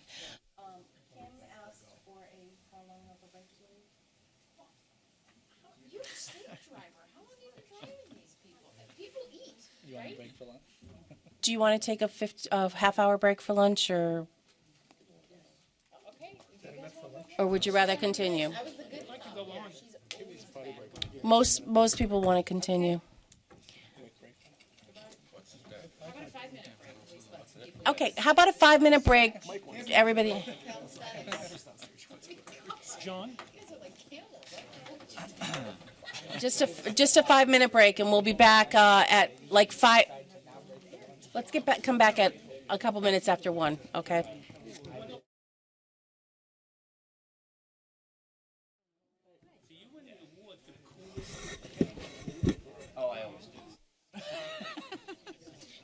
I'm still I'm still the generation. Don't listen Well, to I'm still in awe. Don't listen to him. He uses words with 48 letters. Oh, he's one of those that you guys, could do huh? with 4. All right. I love the English language. I got to use that liberal. So we're not going to talk about gas reference pricing anymore, but do we have other comments, thoughts on? Tony Casati from IGS, just touch upon gas and electricity. Is there any chance we can get these examples before the comments are due? Well, I think, can we get the electric examples? Yeah, we can post. How about if we, when we get finished here, Paul will send them to Robin. She'll post them on the Resetting website. Is that okay? Yeah. The Resetting Yeah, Retail that'd be website? great. And I will check with you and see whether or not we could do the same with the gas. You're welcome. So, Joe. So, Luann, with those examples, you're going to have the values populated?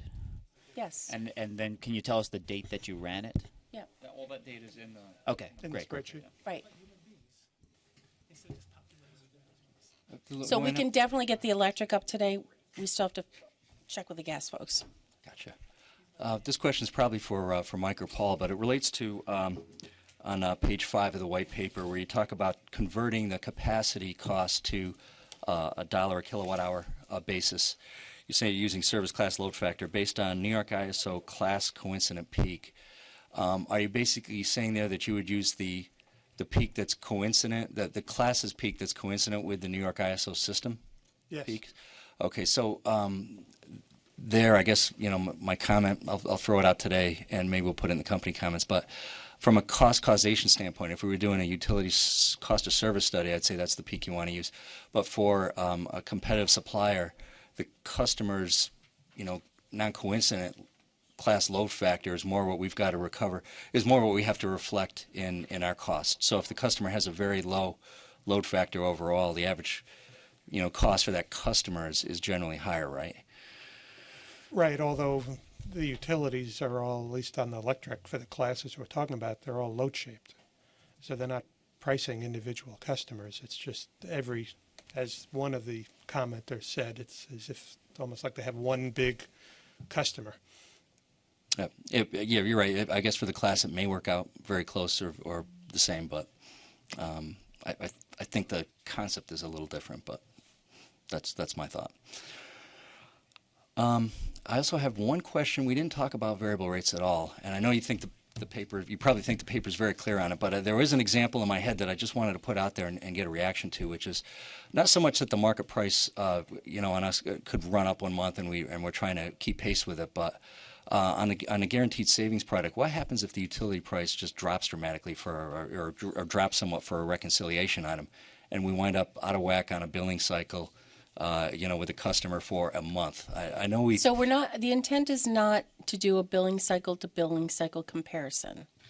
It's to do either a 12-month comparison, or if the customer is a customer for less than 12 months, for the terms in which the customer is a customer. So I think you might have some vulnerability if the customer is only a customer for a very short period of time. But generally, we do the rate analysis on an annual basis. I see. All right, thanks. Any other questions on electric reference price or reference price in general? Go ahead, Chris. Use the other microphone, but let's get rid of that microphone so you don't get. Go ahead. The 45 days is calendar month, correct? Sorry, where is that? When you talk about you're gonna put the reference price out 45 days. Is it in advance of a first of the month start date? Is that what you had in mind? I'm not sure. You're talking about the 6 weeks? It would be if you I'm sorry, 6 weeks. Yes, 6 weeks. The 12-month period. Yes, it would be the start date of a contract would be the first date of the 12-month period, or the first day of the month. Okay. If that's what your question was. Yes, exactly. So it's not tied to billing cycles in any event. It's just meant to be monthly, month to month. And the other question I had was, and this may have been asked about gas, but with respect to the customer classes, like let's say Con Ed residential class, it has a number of different customer definitions, each of which has a different load shape. Are you doing a different price for each of the load shapes? We were for Con Ed, which I think the residential may have 6 different load shapes.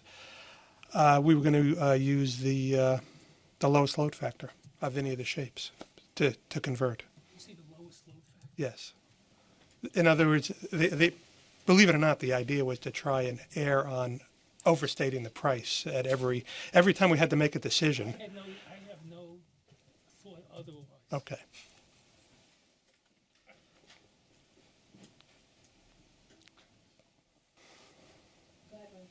Just a quick one on the variable reference price and the express consent. So the only thing I was concerned about, I think it's worked out though, the way you did express consent. So if we're a little late, like we have a gap on getting a customer from a fixed to a fixed, and they go to variable for 1 month, this utility benchmark probably, I think the express consent, the way it's written, and maybe was that the intent, that eliminates we don't need affirmative sign off by the customer, so that will eliminate being on the variable for 1 month. Because what happens a lot is missed re-enrollment, and it takes a month lag to get them back on to the fixed, and then we would be exposed for that 1 month to the variable comparison. But that wasn't. I think with the way the express consent is written, that situation wouldn't occur if we do everything right. So walk us through it, Ron, because I'm not following I think, and maybe I'm going down the wrong track here, but I think the where we have problems now sometimes is it's hard to get in touch with the customer, and maybe you go past the deadline for renewing the fixed price contract and they stay on variable for a month, and then we get them back on fixed.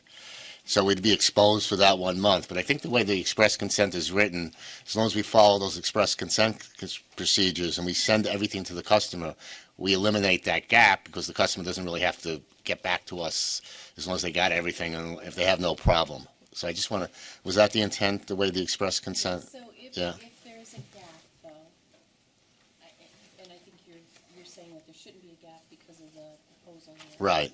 And let's make an assumption that the commission agrees with this proposal. This is a staff proposal. Oh, okay. There would be vulnerability for the 1 month period when you're on the variable rate contract. But if the commission agrees with the proposal, it should eliminate, at least narrow where that would happen. There should be no gap. Right, So okay. It will be rolled right into a fixed rate contract. Okay, so we like that. Luann, just a quick question. Oh, I'm sorry, there's somebody here. No, go ahead. The express consent provisions I thought were very, very nice. The only question I had was why we need 3 notices. And not that more is not usually better, but in practice with ESCO's fine, because what they're going to do is they're going to get a notice, the first one like 63 days before, there's something coming in the mail for you, or however we want to do the language. Then you're going to get the actual notice, I'll call it the real meat, okay? And then within 2-3 days, we then have to tell them what they've gotten. And it's conceivable from my perspective that may create more confusion for the customer, because they're not up to all of these niceties that we are. And I can see it actually causing confusion and also, I think, leading to a lot greater demand on customer service. So I just asked you to give some thinking about it. I think 2 would be okay. Whether you got the first or the last one, I don't think would make that much of a difference. But I think 3 ends up creating sometimes more problems than from simply having 1 or 2 within a short period of time. Because essentially, there'll be 3 separate notices going out to the customer with a maximum, I think, 63-day period, which seemed to me somewhat. So I think the proposal was mirrored off of John Holtz talked about this. It's the Pennsylvania rule adapted to to New York, excuse me. I'm thinking about where I'm driving to at the end of this meeting. The third notice, the postcard, is not part of the Pennsylvania rule. It's unique to New York in this environment to ensure that the customer takes time to look at that second notice, which has the instructions and the options for how they can act on their contract. So, and from our perspective, express consent, it's in the UBP, it's an important tool. But again, we all know that customers they're going to ignore the third notice, probably, some of them. So, we wanted to provide as much comfort that customers are getting what they need. However, please comment on that. Like I say, it's not something that can be like a spear through the heart. It's just I would, because of the law of unintended consequences, I just think 3 notices within a short time period may engender more confusion. That's it. Let me just say this, that we heard loud and clear concerns about the changes that were proposed in the 223 order and how they could be implemented by ESCOs with the way the definition of material change was, for lack of a better term, written in the UBPs.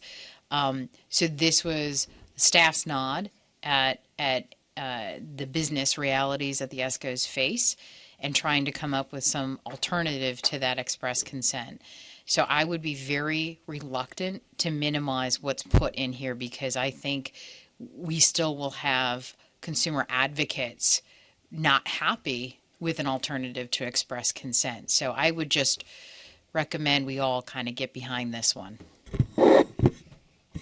And there we have it.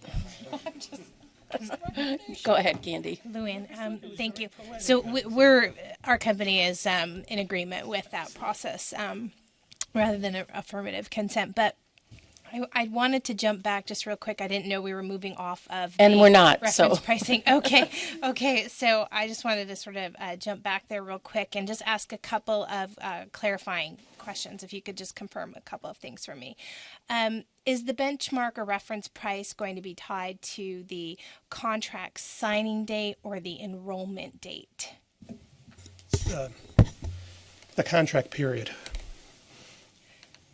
Okay, so in other words, if a customer signs the contract on May 31st, it's within this month's reference price, not when they're actually enrolled, which could technically be June 2nd. Or if the contract started if the pricing period started in June, then it would be that June price, June through May. So if they sign the contract in May, then we're held to the June reference price. We'd be putting out a price in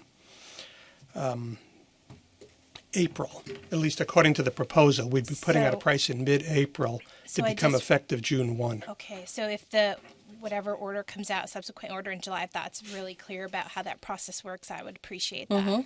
And then the second question I have is, will all of the utility benchmark reference prices be reset at the same time? So will they, for all LDCs and all zones, always be the first of the month? So they're not going to be staggered, so we can anticipate consistency. We'd all be putting them out. The plan is to put them all out at the same time. Okay. And again, they'd be 12, for some future 12-month period, calendar months. Okay, but they'll all be at the same time, which is All my issued question. at the same Perfect. time. Thank you so much. I just have one quick question. Speak into the microphone because we're really. And so in the express consent, the term material is what it is in the current UBP. The term material is actually defined in the UBP, isn't it? It is. I don't have that. It is in the notice. Chris. Do you have a section? I'm sorry.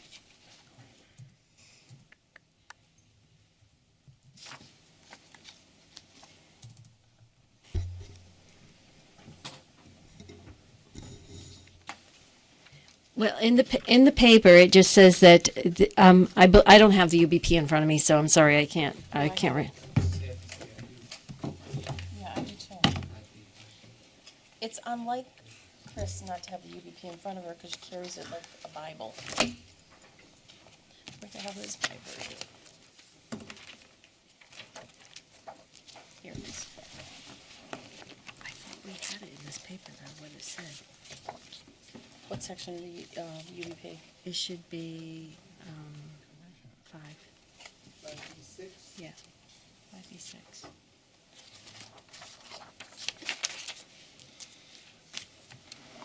Page 28. Ooh.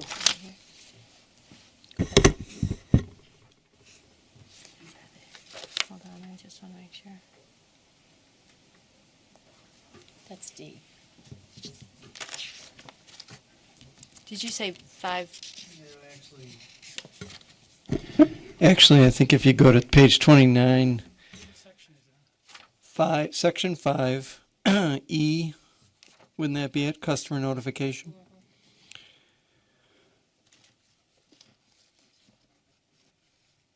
No, that's distribution utility. Hold on.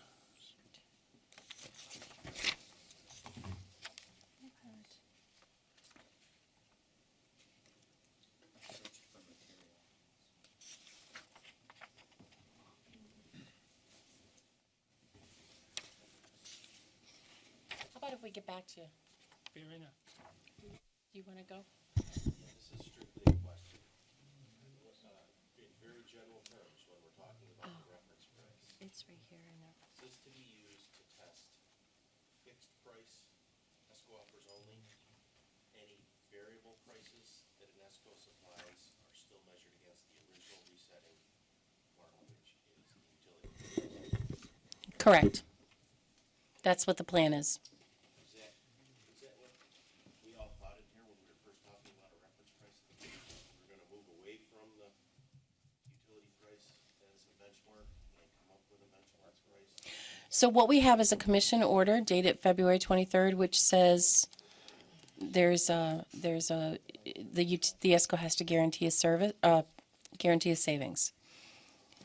This is, and then we were told to come up with other options. We have not come up with other options beside the guaranteed savings for variable pricing. So,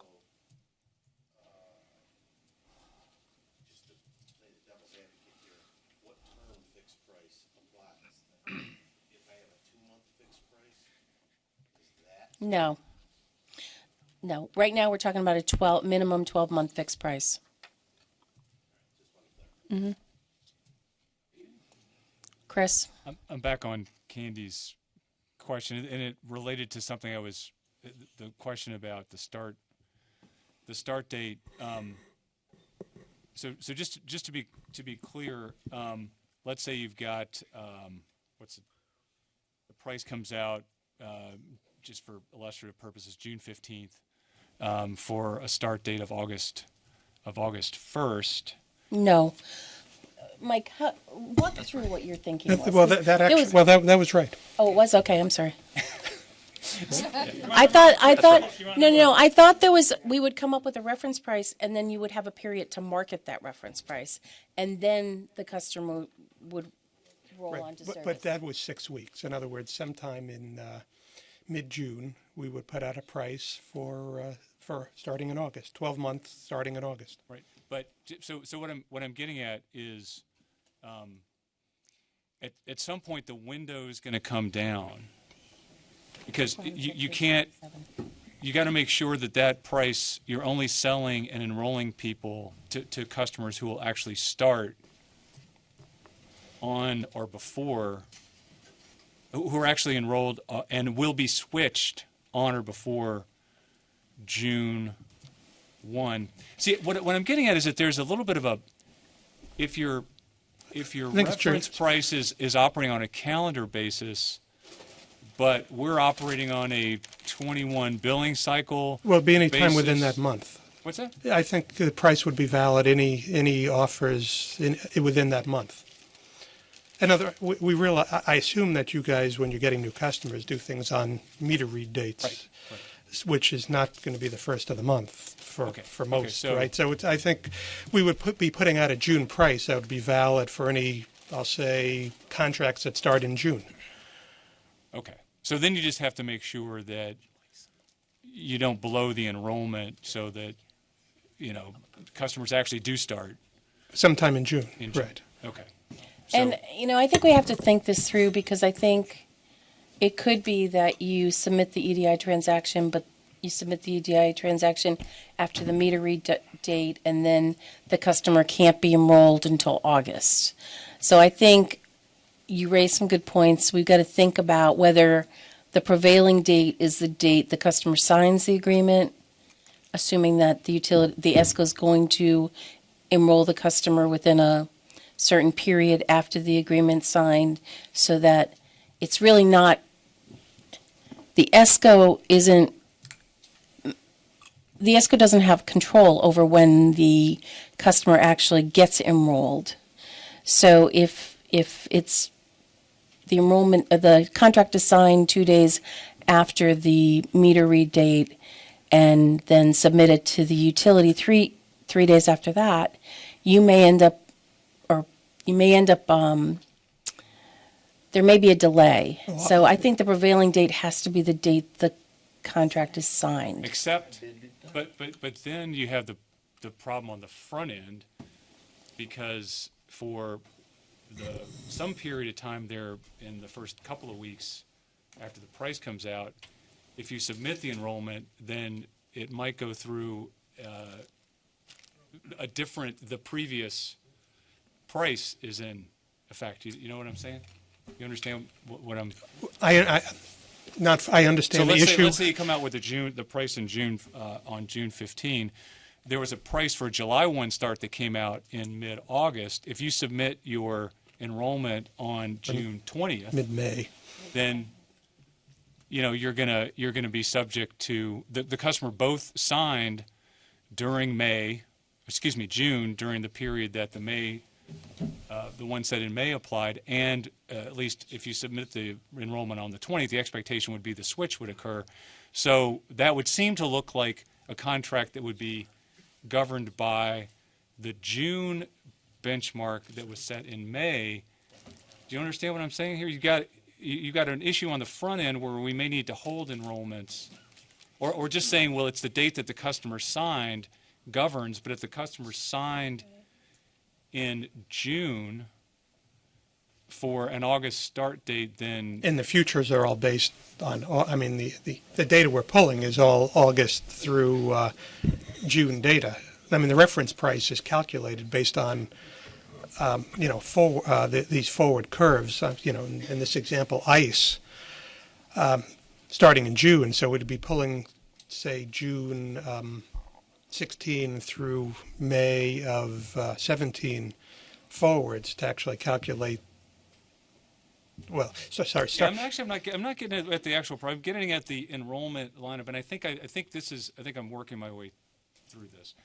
There's a period the last 2 weeks of the month are particularly problematical because that's the last 2 weeks of the previous 6-week period, and it's the first 2 weeks of the next 6-week period. And are you going to be able to tell for an enrollment or a contract signed during that period who is subject, which customers are subject to the current month To which benchmark or price? the next month benchmark? Right, well, yeah, I would say, when did you start delivering energy to the customer?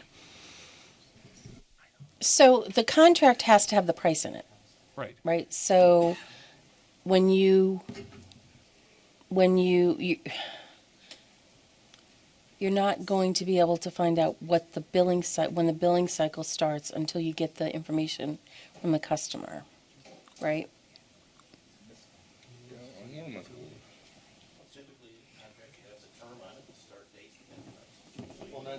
No, what I mean is you have to get authorization. It starts when you, upon enrollment. So you could have 2 customers. One, let's say you sold on June 16th for the current month that you intended to start. You're going to be able to submit the enrollment in time for it to start calendar June. So they'd be subject to the price set in May for June, but then you could have another customer in April, right? April. That you sign up on June 20th for supposedly for the August start date, subject to the August benchmark. But if you submit that enrollment, and they will start, they were both signed and will start service in June, subject to the wrong benchmark. See what I'm saying? That there's. Yes, I see what you're saying. I think that the appropriate benchmark is whenever you start delivering energy to them under that contract. So you just shouldn't start. But I could understand what you're saying in terms of it doesn't sound like the ESCOs have total control over when that starts. But I'm talking about circumstances in which you do have control, but you'd have to. I'm just thinking through whether it really should be contract date or start date, because if you want to sign up customers for the August 1st start date, you shouldn't sign them up the first 2 weeks of the period, because then you're signing them up during a period, you're signing them up in the wrong month, so the wrong benchmark will apply. Right, or the prior benchmark. Yeah, the prior benchmark, and what you're pricing on is the next benchmark. Right, I'm just wondering, is there a circumstance that you could end up signing up a customer for which there is no benchmark published yet, just because in delays in the utility switching? No? 5 days. You got to talk into a mic. Okay. The market has 5 days lead time to enroll all the customers on electric side, and 10 business days, 10 calendar days for gas from the first. The rules are set. Okay. For the accelerated switching rules? Yeah.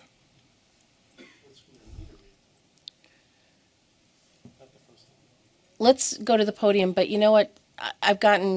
Robin indicated that the webcast, the podium doesn't seem to be working, or the mic isn't working. It was off. I just turned it. Okay, so you gotta kind of kiss it. Sorry. Okay. Victor Ferrer from Big Apple Energy. I just wanted to talk a little bit about what the discussion was just had regarding the fact that you don't view anything other than 12-month prices being valid, and also tying back to a comment that Ron made previously about the value of index pricing. We're spending a lot of time developing the proper formula to figure out what the proper reference price is, and it's very simple to just take the commodity portion of that and strip it out and say, okay, this is a valid index price, and for it not to be viewed as valuable would mean that the commission is taking a view on where commodity prices are going, because somebody can take the position that they don't necessarily want to lock in both the commodity and the differential at that point, because they think that maybe it's a better time to wait for commodity prices to go down. So there is a lot of value in having an index price as being a valued product, and it also is something that should be viewed as equivalent to a fixed price. It's a fixed price without the commodity being fixed. And along those same lines... So let me just let me just point out what we're doing here. So the February order identified 2 products. We're trying to figure out a reference price for what a fixed product would be. I'm not sure this index price product is something new. And It's not new. well, no, it may not be new to the market, but it's new to these discussions. So at this point, we've got 2 products that were in the February 23rd order, and now we have this third product, which is a 12-month fixed with a reference price. When I submitted comments in the original order, and I did reference an index price as being a valuable product, that the market does want, and along those same lines, if you have the formula that says this is how you calculate a fixed price, a proper fixed price, and you strip out the commodity portion, it's very easy to say, okay, if that's a good reference price for the fixed price, then it's very easy to come up with a good reference price for an index. And similarly, you can then take that formula and break it down into 12 monthly calculations to say this is a reasonable price to be at on a month-to-month basis. Okay, so we have not spent any time thinking about how index product would be indexed. If you want, it's essentially the same formula that you have. You just subtract out the commodity. Although not all the. And then what do we use for a commodity? Well, and not all the values. It's the monthly. So in gas, it's going to be the monthly settlement price of the NYMEX.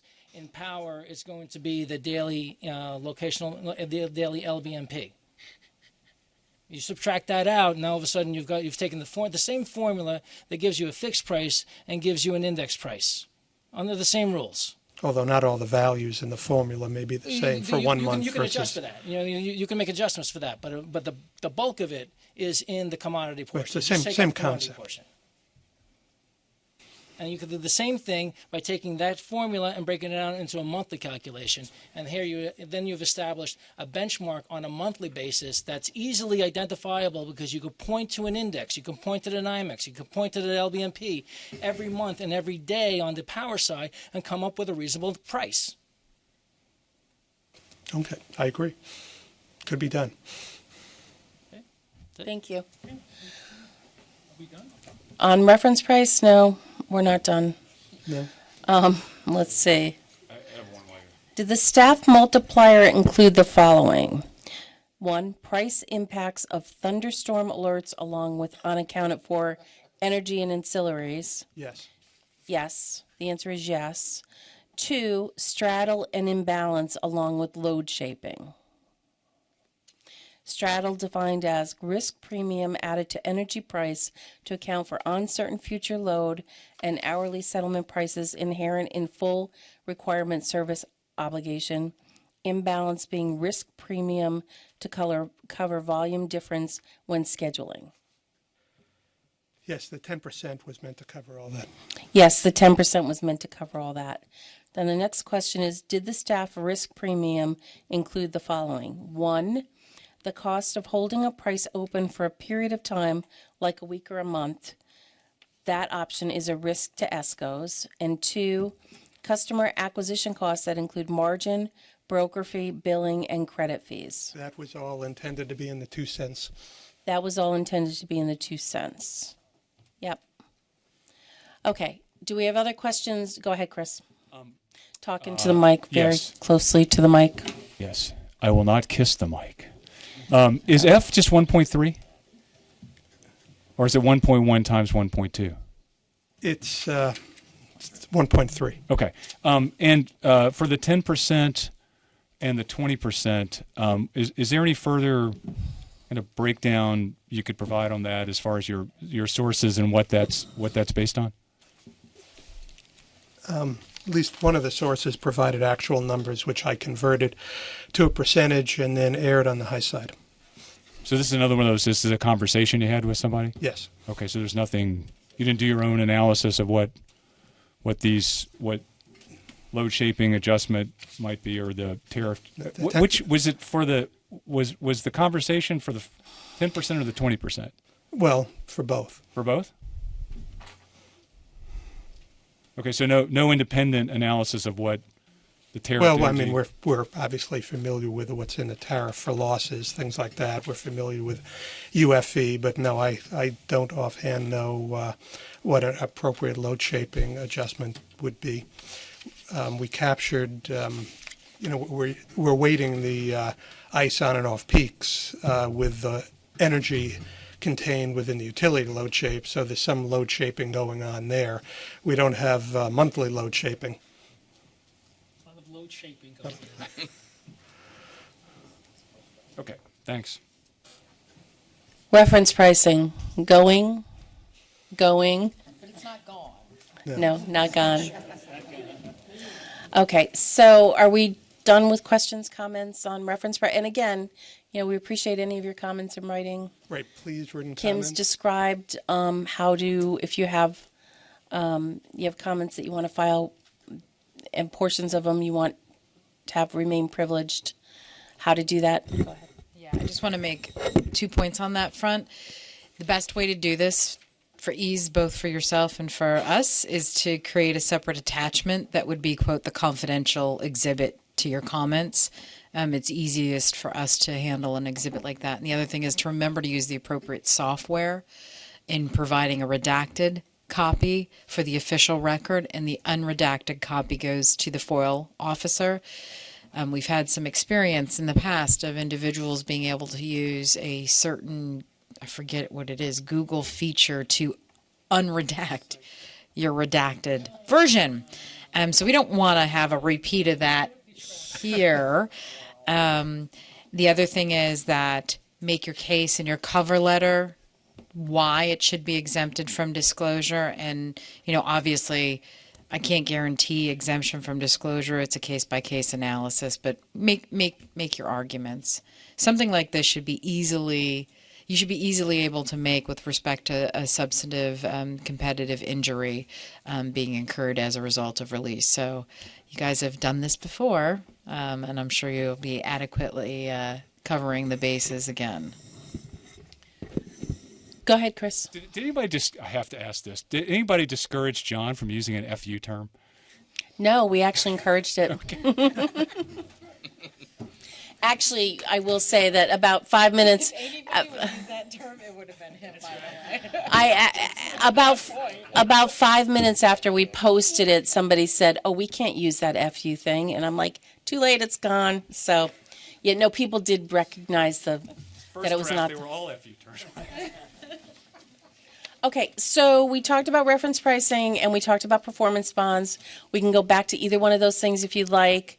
Are there questions on express consent, or comments, or concerns, or thoughts on express consent?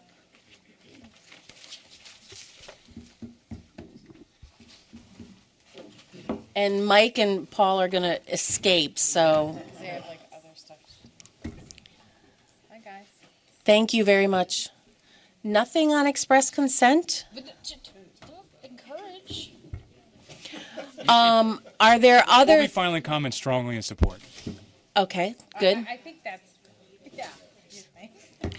So what about other things that you, go ahead, Candy. I have a quick question, if you don't mind. I mean, it's not really on the white paper, but it is certainly related to this issue. It has to do with the May 4th SAPA notice and the definition of material change. And I was wondering if you could... Oh, Chris Usher raised this, and Chris found the definition. Let me just read the definition before we forget. So it says, no material changes shall be made in the term or duration of any contract for the provision, blah, blah, blah.